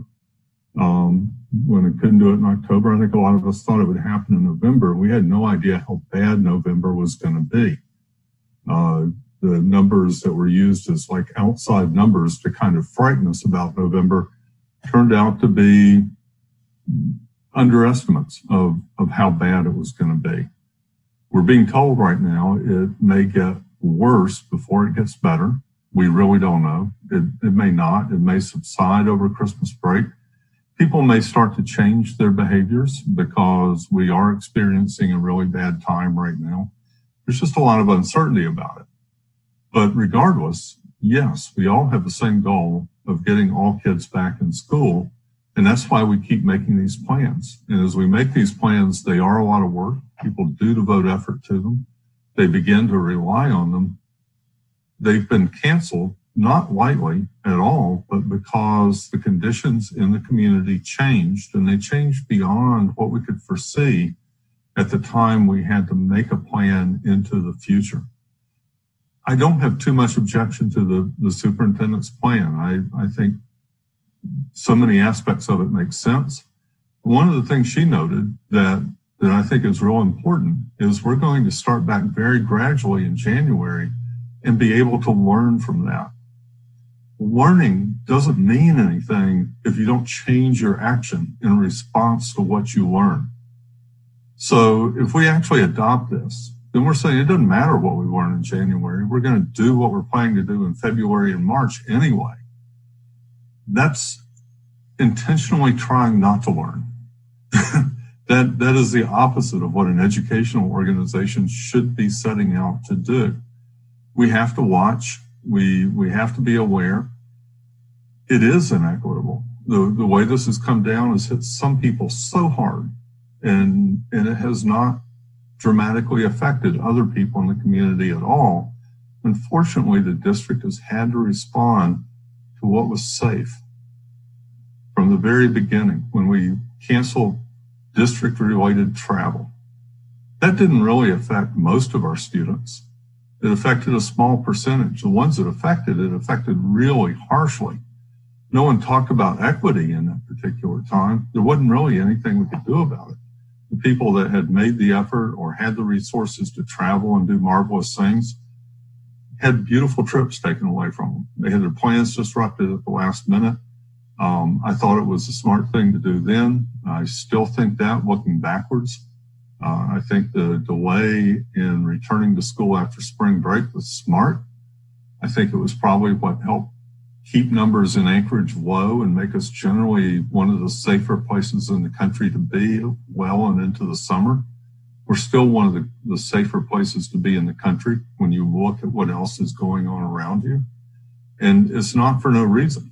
It is because we have taken steps in response to what was happening here. As we move through the spring, and as we are so close to a vaccine, multiple vaccines that may really erase the issues and let us go back to living the way that we've always wanted to live, would be the saddest thing to me is to help force a spread and help get more people sick, even as we're so close to reaching a goal of being able to do what we want to do safely. So I am confused by the message in this resolution. I will vote against it. Simply, I don't doubt for a moment that if the superintendent thinks it's safe to put kids back in school, she's going to do it. If it turned out we could do it earlier, this resolution would prohibit that too. And that baffles me as well. There is a plan. The plan may work. We may be able to speed certain steps up. We may not be able to. But I just can't believe that we would say, even if it looks awful and it looks like we might make some kids sick, not that we know right now, but we may learn things in January and February that we're still going to go do what we said we would do back in December. I think that's an abdication of responsibility by the board. I think it's handcuffing the superintendent in a really bad way. I do think we've got a plan, and I do think we should try to work it, but I do think we need to be ready to deviate if things in the community change in a negative way. And if things change in a positive way, I think we need to look at stepping it forward and making things work faster for everybody. So I will vote no. I would hope that the board would vote this down. Thank you. Next up in the queue, Board Member Hildy. Thank you. Well, first, I just want to thank the board for our work on editing and working on this. It was extremely collaborative. It's unfortunate Mr. Holloman wasn't able to join us, but everybody else was able to participate in that editing process of both this and the resolution and really make sure everybody's concerns were heard and incorporated as best as possible. So I think of it more as a board effort, and I just thank you all for your participation in that. It was very good work. This certainly doesn't tell the superintendent to just ignore public health guidance or do anything different than she's done aggressively. This came out of the November 16th closure. The superintendent was pressured to close schools and to end the reopening plans for pre-K through second. That's not reopening schools. That's a very small group of children in very controlled, highly mitigated environments. If it's unsafe to reopen, it is unsafe to reopen, right? That's a direction that I understand would come from our municipal government, but that wasn't what happened. We had inequitable health guidance. It was okay for private school children to go with much more relaxed mitigation efforts in those buildings. I watch a lot of the private schools, and some I would say are just straight up relaxed, but even the ones that have closer to our level of mitigation, I talked to a friend just yesterday, and only one of her children just now recently, they closed for a week for that one class. I mean, they've been in school this entire year. It's unbelievable to me. Happy, healthy learning, and their mitigations aren't anywhere near what we have ready to go for pre-K through 2. We have very robust science to say that that virus transmission does not happen within schools when we have these mitigation in place. So if we have, children can bring the virus to school, absolutely. They can get sick at home or from their family, but that doesn't mean they're going to be passing it to another child to take home, right? So we don't have evidence of that happening. But if there was conditions in January that warranted closures of schools, I would expect for Dr. Bishop to be advocating for public schools, and that if it's not safe, I wouldn't see dance class open. I wouldn't see private schools open. And equitable doesn't have to mean, our schools are 100% open, private schools are 100% open, all the sports and clubs are 100% open. It can look different because those are different things. But I can say with confidence, if you can have private schools open all this time, and I can't have pre-K through second, I have no apologies for advocating for our youngest students who are not succeeding in online learning. I am so glad that some classrooms are, having really wonderful experiences. But, my family hasn't suffered financial impacts during this virus. I would never offer that as evidence that everything's fine in our community. We look at the numbers, we look at what's working, and we know that our youngest learners are continuing to struggle at a very high rate. So, but this only directs our superintendent to advocate, and really to advocate before we get to those decision-making points. Because in working with our assembly, who really supports getting kids back in school in a safe way, to say, here's what we would like to see happening. That gives her the tools and support to say, we want to be treated fairly, that public school children should be treated fairly in health guidance. And I believe they're receptive to that. And I think that we're starting to really clarify what has happened and what should happen going forward. So that's the end. Do any other board members have any comments or questions on ASD Memorandum 062? Member Bellamy? I don't have a question, but I do have a couple of comments. I participated, actually, I guess I chaired the committee when we rewrote the memo. And that was personally, I did not think we needed to have both the memo and the resolution. But at the will of the group, we edited both of them and moved them both forward. And so, I keep going back to, we started this school year asking our families, our staff, and each other to be nimble and be flexible. And I just don't see it in the memo. I don't see us being nimble or flexible in this memo. I see us taking a stand I think the bigger issue is for us to deal with is, ensuring that our superintendent is not being pressured by anybody, whether it's the health officials, the muni, mayor, whoever, because that is an issue that we would certainly need to address. We also ask people to be understanding and patient. And I can't get past, I think the phrase I used last time before we rewrote it was, come hell or high water, we're going to open schools. And I don't believe that. I don't believe that should be our stance. I am absolutely in favor of getting kids back. I do not equate this memo with the superintendent's plan. Her plan is a workable plan. If the conditions are right for those within the community and the health and safety, I have faith in our mitigation. I just don't see, for me, I don't see why we would need to draw a line in the sand in this way, because in a minute we're going to be discussing how to engage the municipality to partner with us. And so anyway, I also believe that there are inequities in terms of bars staying open and clubs staying open and businesses staying open and private schools and daycare centers staying open. And if you happen to be a public education kid, you have to stay home, because we are, the muni,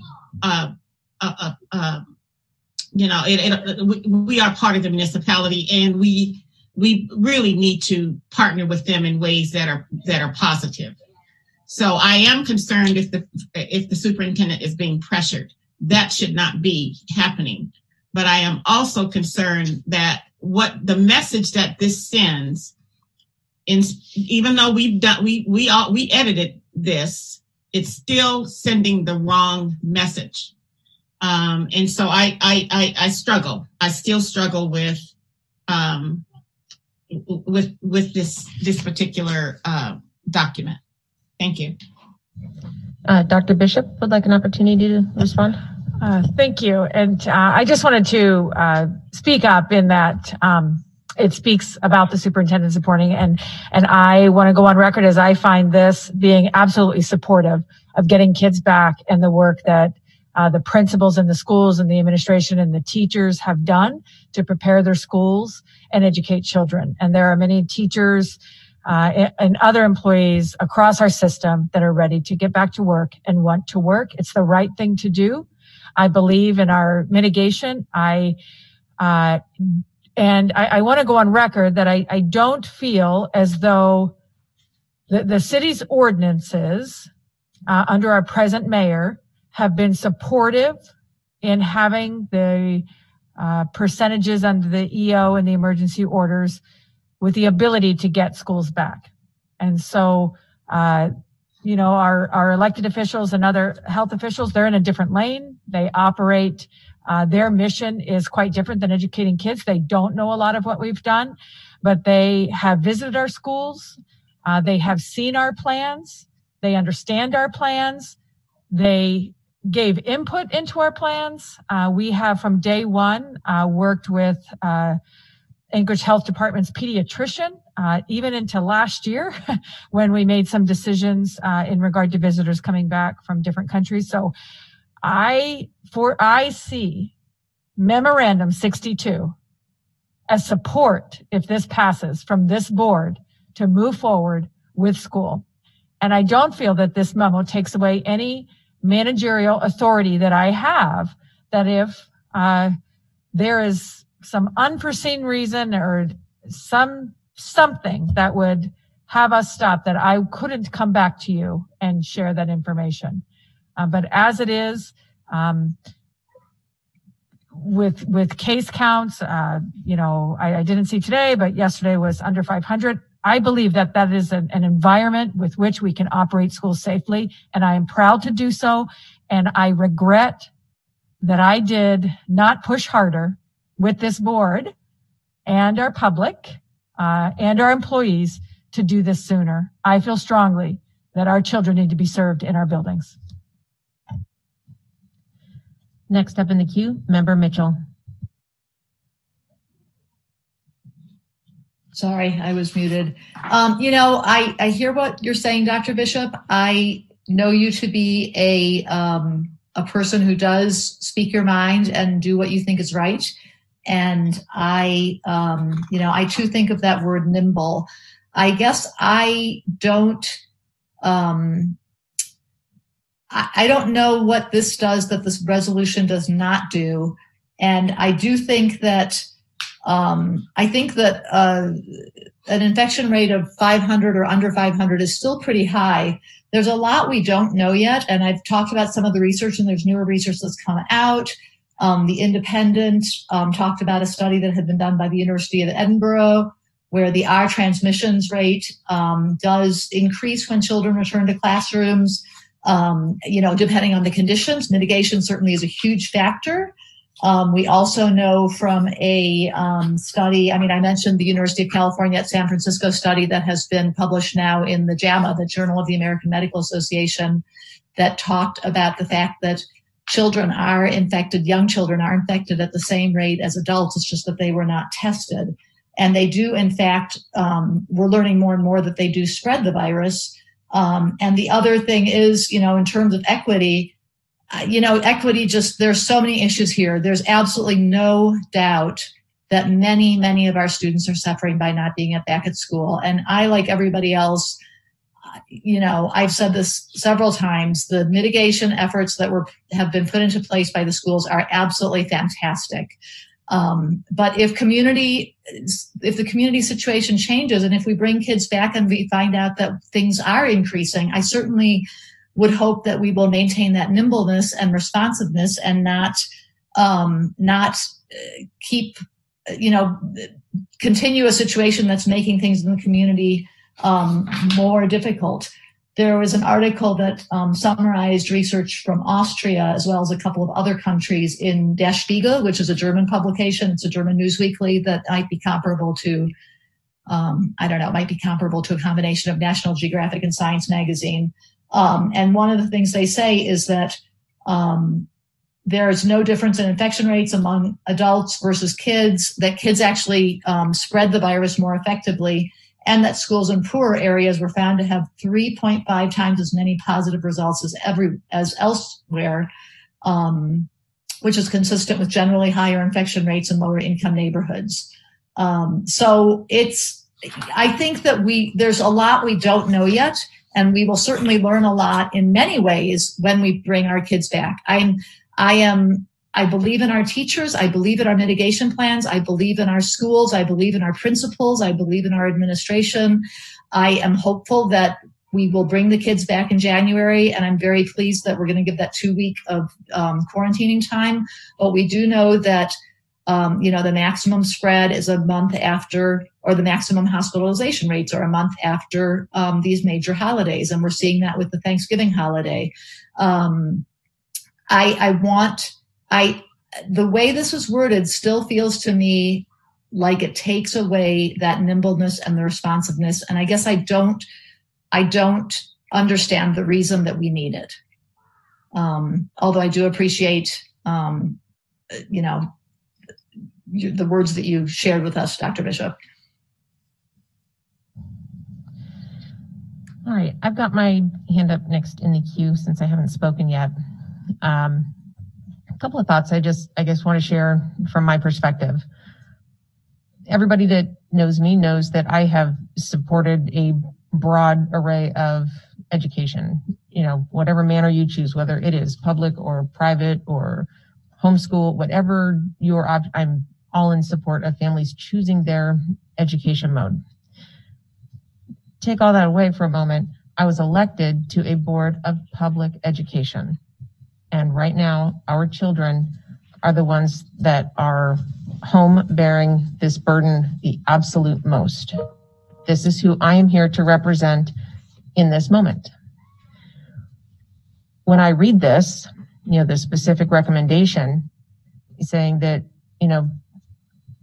the way people are reading it, that the superintendent may not cancel reopening plans. It doesn't say that she may not change them if something warrants it along the line as we get, closer to it. Our goal is to get our kids back in school, and we have to start somewhere.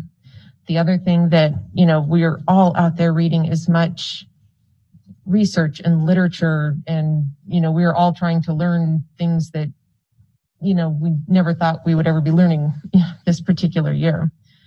Our kids have been home, for, 9 months. We have nowhere to say with any basis that keeping our kids home is, not potentially spreading it, that they may not be safer at school. We don't have anything to base that on because our kids haven't been in school.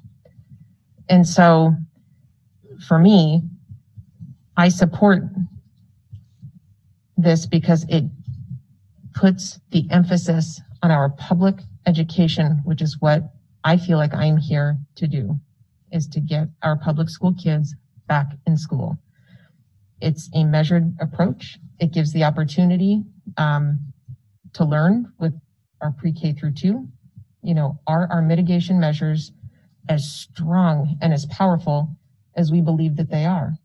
We're doing it in small group tutoring and reading in other, settings like that. But this is going to be another step. Is it working? Can it handle more kids, 3 through 6, at a time still to be determined? We have to get in there at some point, and we have to get our kids, learning. This is a measured way to do it. And I support it. I understand the fears that some people have. I understand how some people might be interpreting it. I guess I don't interpret it the same way. But I'm here to support public education. So that's where I stand. Next up in the queue is Member Holloman. I did want to make one point because the comparison to daycare centers, private schools, the fact that we brought back student athletes, we brought back some students in small numbers. Those particular situations have one thing in common running through them. They're being done with a specific number of students. It's one of the big advantages a private school has. They can set a number, and when they reach that number, they stop taking students. And a student can show up at the door and simply be explained, sorry, but we're full. We don't have room for you. You have to leave. And they can make plans and do what they need to do based on the size of the rooms, based on the number of people they have. And that gives them a huge advantage in terms of adjusting what they do for safety. It's never been an option in public school. When a kid comes and shows up and registers, we're going to put them somewhere. It's also the case that we don't have the selectivity. I support the superintendent's plan for a very strong mask mandate for our students. It's not 100% sure what will happen if we have parents that insist their child stay. And I don't doubt she'll stand up to them, but we have a legal responsibility to accept all kids as they are to a degree. In this case, a student that won't wear a mask represents a health risk, and that may be a difficult path to tread in the same way that we deal with students that have behavior issues that really pose a risk, sometimes to staff, sometimes to other students. We don't immediately kick those kids out. We don't immediately isolate them. We try to work with them in place because we have that responsibility as a public school to work with every kid whenever we can. And so when you try to compare us to a private school that has a couple hundred kids max that can set a cap and stick to it, it breaks down at some point because we operate under a completely different set of expectations and rules and responsibilities to children at large, not to the select group that we have selected to be members of our student body, but to any child that shows up that wants an education. The other part, I understand what the superintendent's saying. She doesn't feel like this restricts her, although we would have to have a grammatical argument about it. It sure looks to me like it mandates that she not make certainly cancellation or change. We can get into the argument about what that means. But especially in the context of where we've had 3 changes to when we were going back, or cancellations or delays or whatever we call them, it sure looks like it is mandating that not happen again between now and the end of the school year. So I wish it was more semantically clear, but as I read it, it is pretty clear. It may send one message to her, but it certainly is sending a message to people in the public that are reading it. And the vast majority of people I've talked to look at it as the board saying, we're not going to decide this again. We're just going to let happen what happens without making a change to plans that we're making months in advance. I sure hope that it works out, that this all comes in together, and that we feel good about it as it happens and unfolds. But I do think that the planned sequencing is valuable, but it's only valuable if we're willing to change our behavior in light of what we learn as we go forward. Looking backwards, I think early on, very few school children were being tested. And so it looked like they weren't getting the disease at all. As we've tested more, we found that quite a few of them have it. It was believed early on that kids just couldn't transmit it. That's been proven false. The information is very much still unfolding, and we definitely are not in a situation yet where we have widespread testing. We don't have random testing. We don't have mandatory testing. So a whole lot of what we know about school children in our district, in the districts to the north and south of us and around the country, is simply based on what parents have been willing to tell us. And their willingness to share medical information with the school is limited. And it's also the case that I think for the most part, people haven't been too concerned about having their kids tested unless they were sick. And one thing we do know is that children in larger numbers are asymptomatic. So there's still an awful lot of unknowns as we move through winter and into spring. I want us to be ready to react to it and do the wisest thing moment by moment as we move forward. Again, I support the idea of getting kids back in. I support our plan going forward, provided we react as we learn things going forward. And again, the wording of this sounds very direct. It sounds very clear to me. It certainly sounds very clear to a large amount of the public. Our job is actually to make decisions as we go along, not simply hold the wheel steady regardless of how the road changes in front of us. Thank you. Next up in the queue, Board Member Hildy. Thank you. Just to address a few of the concerns that were brought up. One of them is, is this a come heck or high water going to reopen schools? I would say that if the wording was the superintendent may not cancel or change reopening plans, period, then that would be a situation or that would be an accurate assessment. But this is limited to the condition where we have inequitable public health guidance. That is what this addresses. If we have inequitable public health guidance.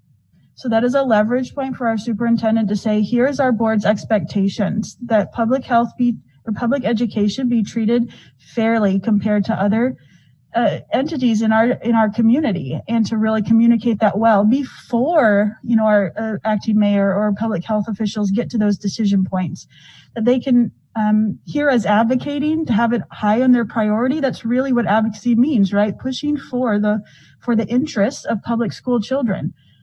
So that is our role. I think that we haven't done that successfully. I would argue that the proof of that is the November 16th cancellation. The need for this is because that happened. This happened, right? Since November 16th, we've had dance classes, we've had, private schools, we've had all sorts of different things happening. And thankfully, our community is really doing some heavy sacrifice this month. The goal is for that to work. Right, we want to see numbers come down. We want to see the stress on our hospitals go down, and hopefully by January 19th, we really see the fruits of those sacrifices to get in pre-K through second. Right, this isn't the whole school district. This is a very small group of children. in very high mitigated situations. But we need to communicate that and to analyze, right? Like, what would the conditions be for Dr. Bishop not to do it? Let's say they skyrocket. I mean, that would be horrible and devastating, but let's say everything skyrockets. She can cancel if she deems that in her best interest, right? Like, she can change them if she wants to, right? Like, we have some flexibility in that from our August memo. But to our community and to our municipality, I would be signaling we expect to see those guidance applied equally across. If it wouldn't be safe for pre-K through 2 to open, it wouldn't be safe for other groups to be open as well on January 19th. And I think it's important that we be very clear in our advocacy of what we hear from our community and what we know the needs of our students to be. Thank you. Next up in the queue, Board Member Marset.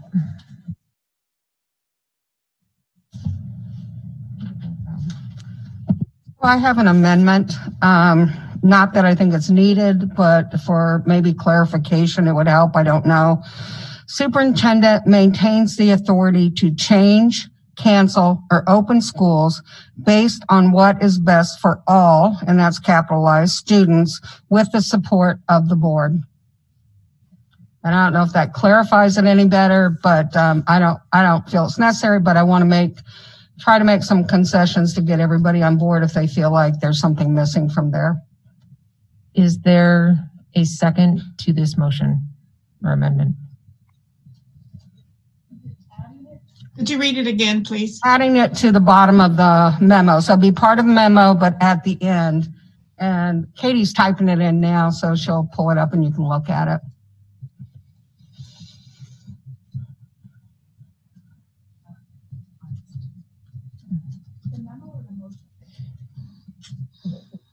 Well, it would be the motion. Yeah. The body of the memo. The body of the memo. I think people want to look at it first. Superintendent maintains the authority to change, cancel, or open schools based on what is best for all students with the support of the board.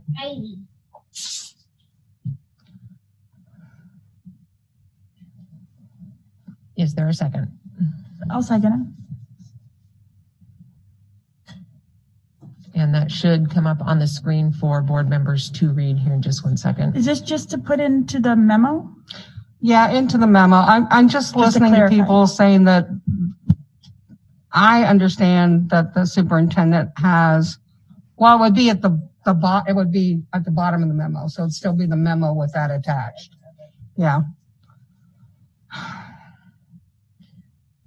Member Hildy. I don't think we have to vote to change the memo. It's not part of the motion.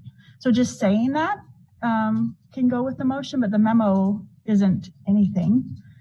It isn't. I mean, I guess part it of doesn't change. Well, talking here is part of the public record. I think the reason I put it in there is for clarification, basically because people are thinking that Dr. Bishop can't cancel if she feels that she needs to or whatever. So this is clarification that there is that Dr. Bishop still has that authority as superintendent with the support of the board, whatever her decision may be. Rather than the motion. It's not in the original. Yeah. Are there any other board members with any other questions specifically to this amendment?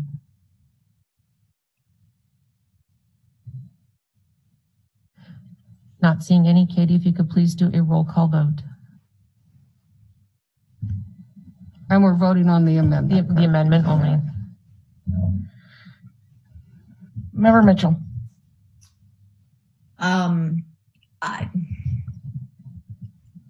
Sure, yes.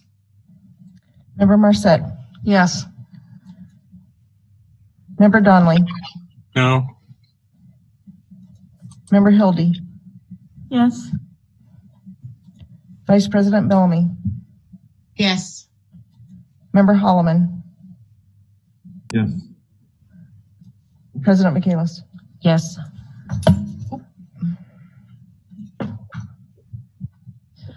The amendment passes with 6 yeas and 1 nay.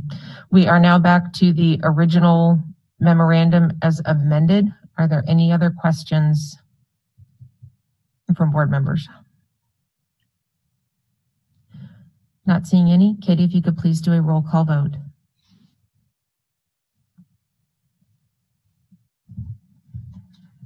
Member Donnelly.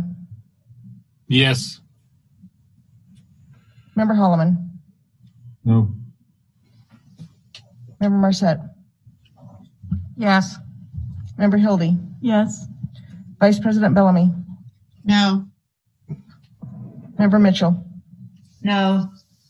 And President Michaelis. Yes.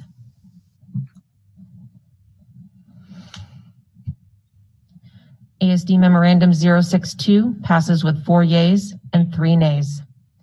Next up. Oh. That's my cue. I move to approve ASD Resolution 2021-02, a resolution requesting community-wide support of safe in-person learning. Do I have a second? Second. Thank you. We have 4 speakers for public testimony. Speaker number 1, Daniel Kemp. Daniel, are you still with us? All right, can you hear me? We sure can. You have 3 minutes and the floor is yours.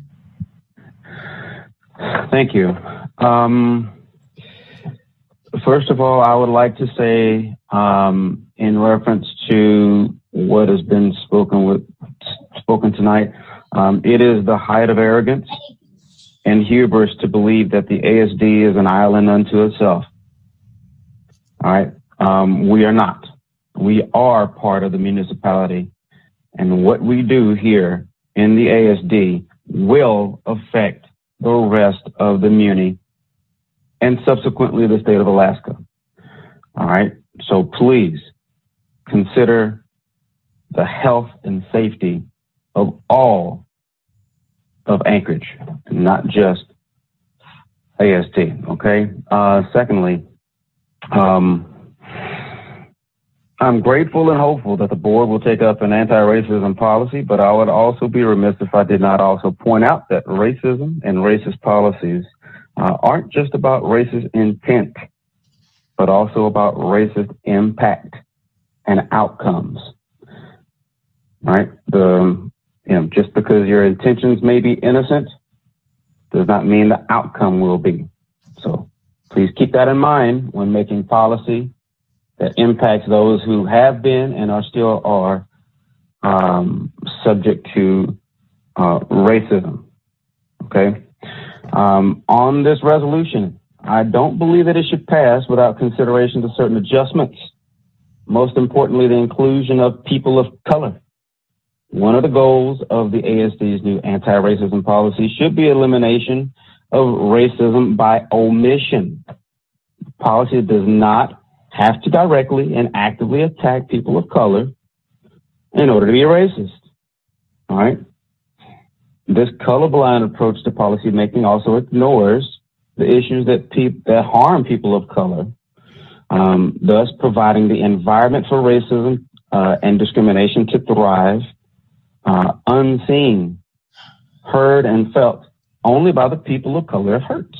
All right. So just a few adjustments I would recommend, and I believe that you can kind of take the rest upon yourself, but this is just the suggestion of the road that you should go on. All right. For instance, whereas the highest rates of COVID-19 transmission, illness, and death have occurred in communities of color, particularly in the Alaska Native community, that should be somewhere in there, so that we acknowledge these sorts of things. All right. Whereas since March 2020, Anchorage's public school children have borne the disproportionate burden of sacrifice for our community's response to the COVID-19 pandemic, no more so than in communities of color, or something to the effect of, should be included. All right. So please consider communities of color when you make these decisions. Mr. Kemp. All right. That should be one of the bases of an anti-racist policy. Thank you for your time. Thank you. Next up, speaker number 2, Mary Richards. Mary, are you still with us tonight? Okay, here I am. Can you hear me? We sure can. You have 3 minutes and the floor is yours. Thank you. Resolution 2 comes from really, really good intentions. And it's not quite the right action yet. I want us to be ready to go here, but we aren't ready yet. I want Resolution 2 to be retooled. We are in uncharted territory working together. In order to do this, we have to all step into the same lane together.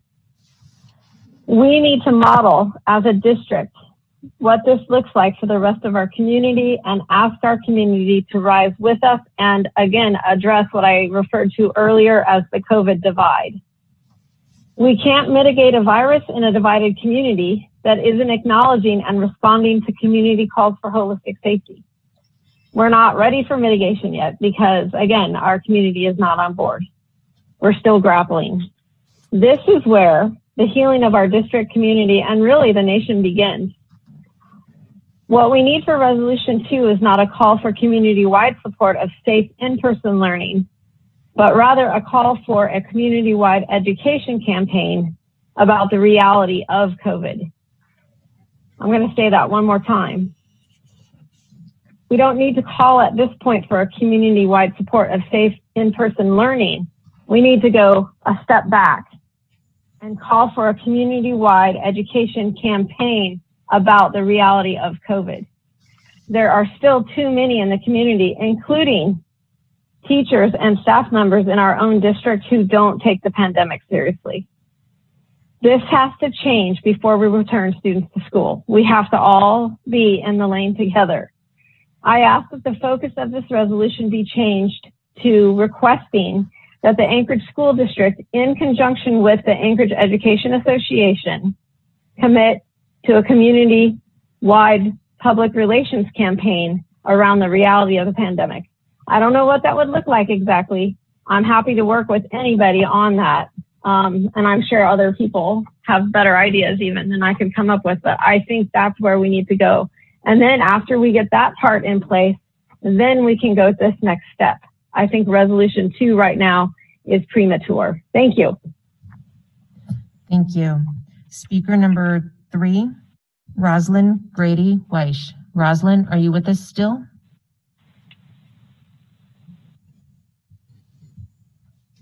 Rosalind, are you with us still? Yes, ma'am. We can hear you. You have 3 minutes and the floor is yours. So as a community member, I expressed my displeasure in what just happened. We basically just allow our superintendent to decide the fate of. Where testimony is supposed to be on the resolution, On the not to go back. I'm not going back. I'm continuing. Yes, if you could just please keep As your a comments to the community, resolution. Thank right? you.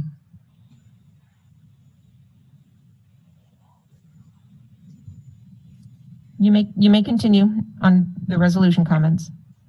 In this community, I have 5 children, 3 preschoolers in special education. So what is going on in our community affects my children, which affects our schools. Until the community changes, the schools are on the same wavelength that we are on.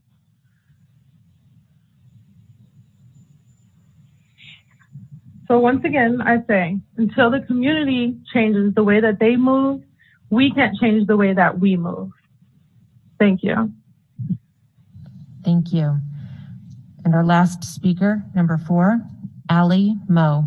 Allie, are you with us tonight?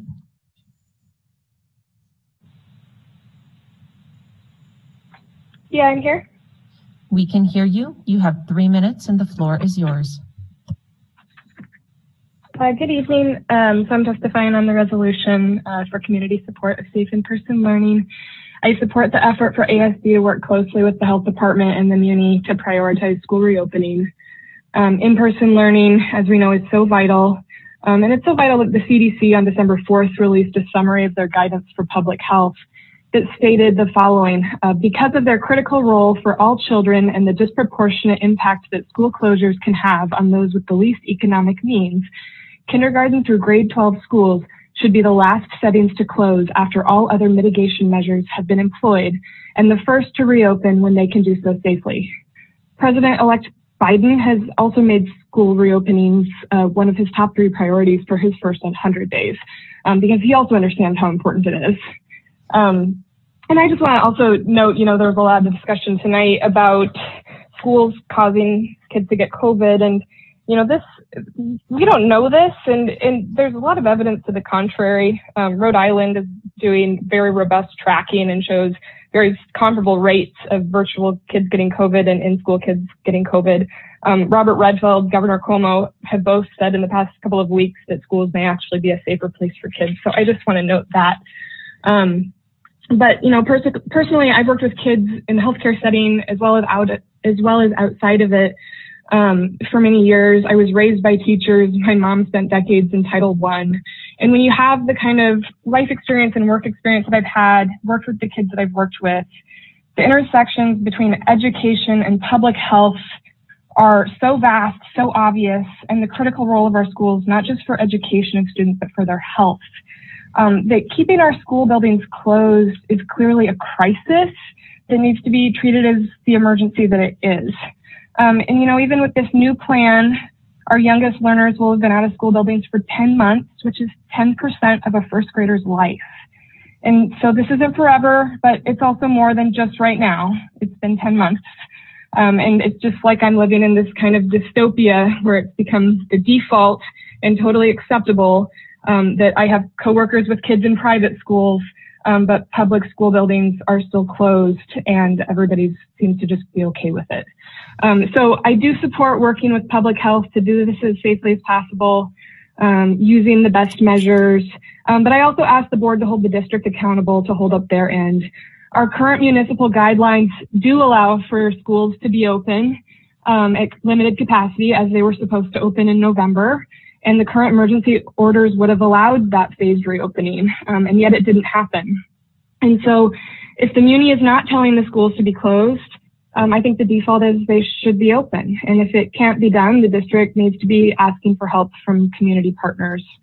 January 19th is over a month away, and bringing the highest needs kids back sooner won't help my own child, but it will help a lot of kids. So please support this resolution and hold the district accountable to reopen as soon as possible. Thank you. Thank you very much. And that was our last public speaker on the resolution. Are there any board members that have any comments or questions on ASD Resolution 2020-2102? Member Holloman? Yes, I do support this, and kind of in response to what some people have said, it's not comprehensive, it's not all-encompassing, but it does recognize that we need to engage the larger community to change the atmosphere as one pathway to do what has to happen to get our kids back. So while it doesn't get as detailed as I think some people would want, it doesn't create an unsafe situation for anybody in particular. It's not pushing us to do something that will put kids at risk, but it is pushing us to take our case to the assembly, to the mayor, and say, we need you to make this a priority as well. And I think it'll mostly be in wording. I think they've been trying to do what would help us, but I do think we need to push that word out to the community. The reason we can't do what we want to be doing is because of what other people in the community are doing. So I do support this. Thank you. Next up in the queue, Member Mitchell. Never quite know if I'm unmuted or not. I would like to offer an amendment to the resolution. Please do so. Okay. I'd like to add the language that we took out in the committee that says, now therefore be it further resolved, it would be the last therefore, that the Anchorage School Board requests support for phased in-person instruction, sorry, Alicia, two hyphenated things there, including working to reduce the number of new cases per 100,000 persons within the last 14 days to be below 200, and the percentage of positive RT-PCR tests during the last 14 days be below 10%, and the percent change in new cases per 100,000 during the last 7 days compared to the previous 7 days be below 10%. Okay. That was Andy. I have a first and a second. Did you want to speak to your amendment, Member Mitchell? Yeah, I would like to. I think that what I was hearing from the Assembly is that they really would like specific things that they can help with. And to me, this all ties in with that partnership with the community and really getting everybody to pull together. And the fact is that what happens in the community happens in the schools, and what happens in the schools happens in the community. We're all part of the same system. We don't know what's going to happen. It could be that kids are safer in the schools because they aren't doing other activities. But we do know that the CDC guidelines, these measures here would put us below the red area in the CDC guidelines that talk about these metrics. And it does not say that we will only open if these metrics are in this area, but it does say that we would like support, including working to reduce. So these are goals. It's not tying our hands and saying if all three of these are not at this point, we won't go back. But it gives them something very clear to communicate to the community that we're all in this together and we all need to support each other and do what it takes to reduce the unbelievable spread we're experiencing right now.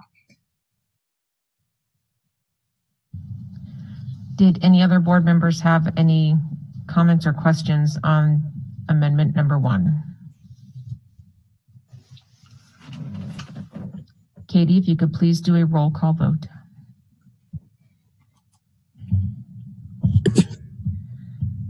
Vice President Bellamy. Yes. Member Donnelly. No. Member Mitchell. Yes. Member Marset. No. Member Hildy. No. Oh. Member Holloman. Yes. President Michaelis. No.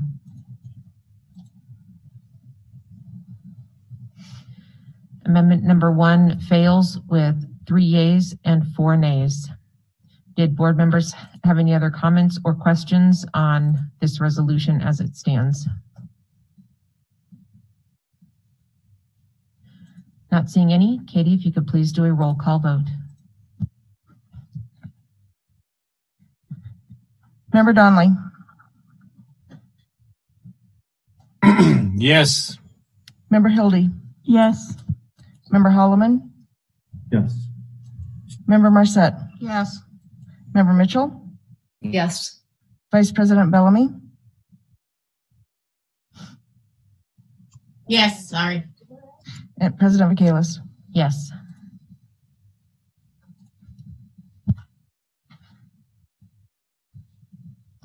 Resolution 2020-21-02 passes with 7 yeas and 0 nays. Next up on our agenda is non-action items. Do any board members have any items that they wish to pull for discussion?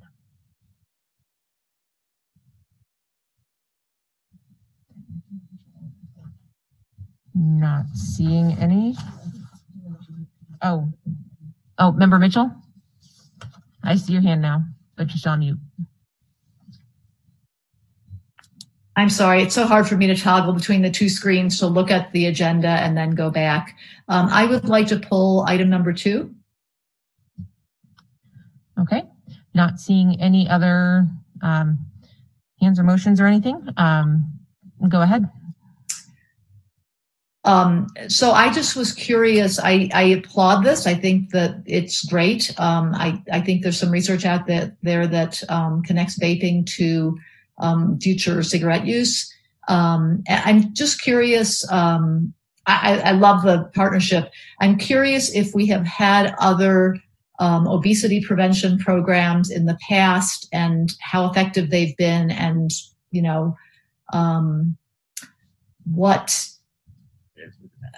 I'm just curious. I'm just looking for more information because that's, child wellness is something that's very near and dear to my heart because the habits that kids develop, they tend to carry into adulthood. So I'd like to see this be successful. And I imagine we've had some other efforts around obesity prevention and awareness. And I'm curious if this uses sort of the best practices, and hopefully we've had some success with other programs. Through the president to Member Mitchell, that's a great question. And we do have several other initiatives that I will request our coordinator for that to get a report, a comprehensive report to the board in the Board Connect. So Melanie Sutton is leading a lot of these changes. We'll support that if that's okay to get those specifics. Perfect. Thank you. Did any other board members have any other questions on ASD Memorandum 069? All right, not seeing any.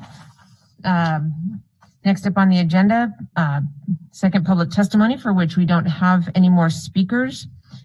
And next up on the agenda, school board and administration comments. Did any board members or anybody from the administration have any comments that they would like to make this evening?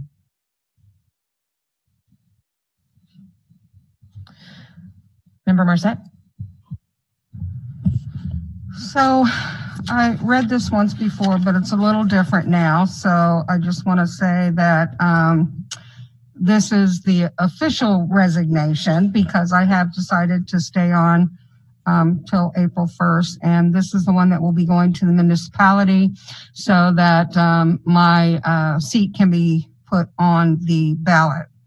And so due to my husband's retirement, health concerns, I am submitting my resignation effective April 6, 2021. I acknowledge that this resignation is unqualified and irrevocable. It has been my pleasure and honor to represent our community, parents, students, and ASD in the 5 years that I will have served. As a board member and past president for 2 years, I, with the rest of the board and ASD, have accomplished many wonderful successes and many that still need to be achieved. My joy of serving on this board has been the opportunity to visit our schools and to be an advocate and a voice for our many students in their education. I will truly miss being a part of such a rewarding, sometimes heartbreaking position, and I wish my fellow board members success in keeping our students safe, educated, and meeting their many needs to ensure their success. And I will be watching school board meetings. Thank you, Member Marset. Next up in the queue, Member Bellamy. Yes, Madam President, I don't know if you had it on your list to thank the Alaska Association of School Boards for the masks that they sent. Apparently, we got several through a grant of theirs.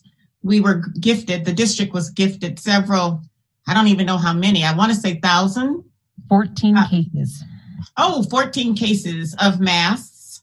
And so I just didn't want us to forget to publicly thank, I think it's Bella Canvas, the National School Board Association, and our state association for that gift at no cost. Well, I think we have to pay postage or something, but thank you.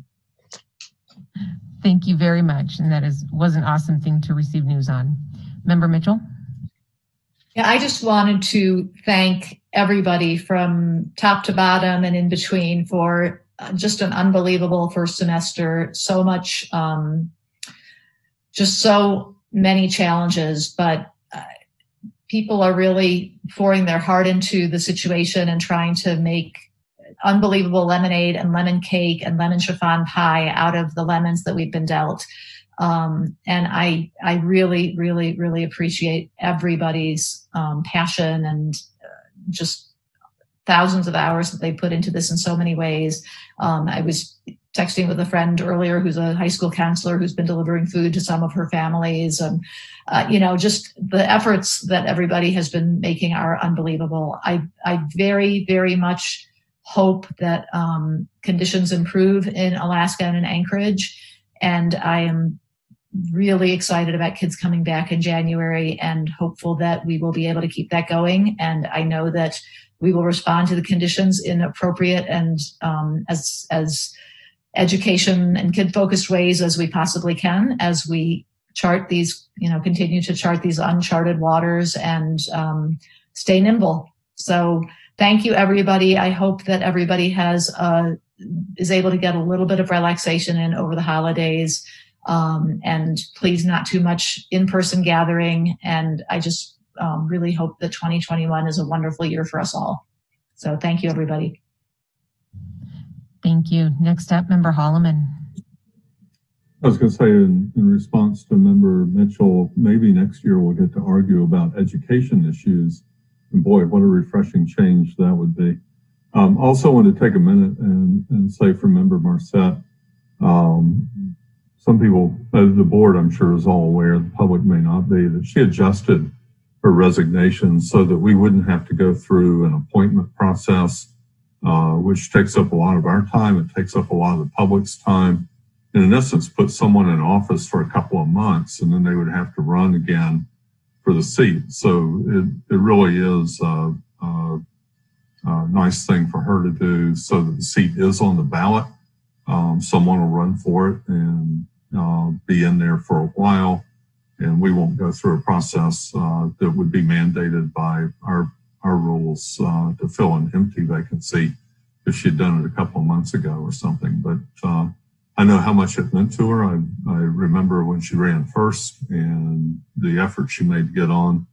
And very sorry to see you have to take a step down and leave ahead of time. I know that's got to be really tough.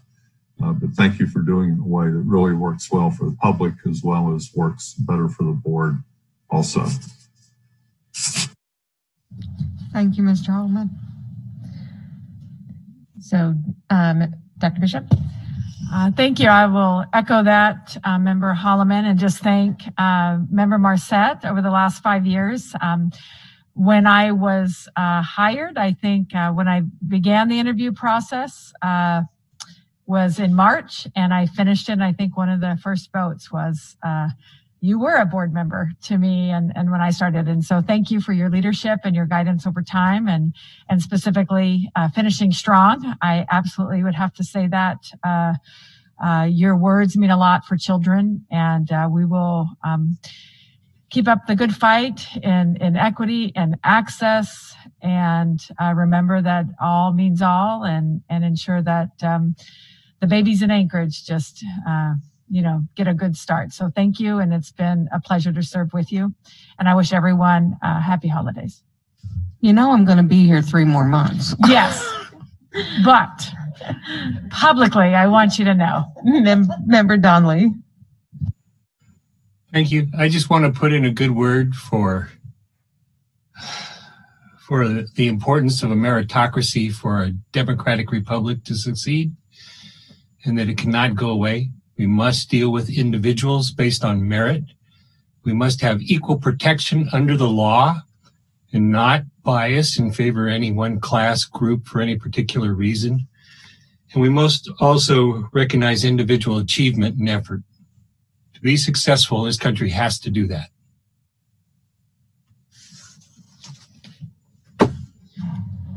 Thank you. On behalf of the Anchorage School Board, I want to take the opportunity to wish everybody a happy, healthy, safe holiday season. Enjoy the break, and we look forward to seeing everybody back here January 5th, 2021 when we come back. Thank you. I move to adjourn. Second. Have a good night. Good night, everyone.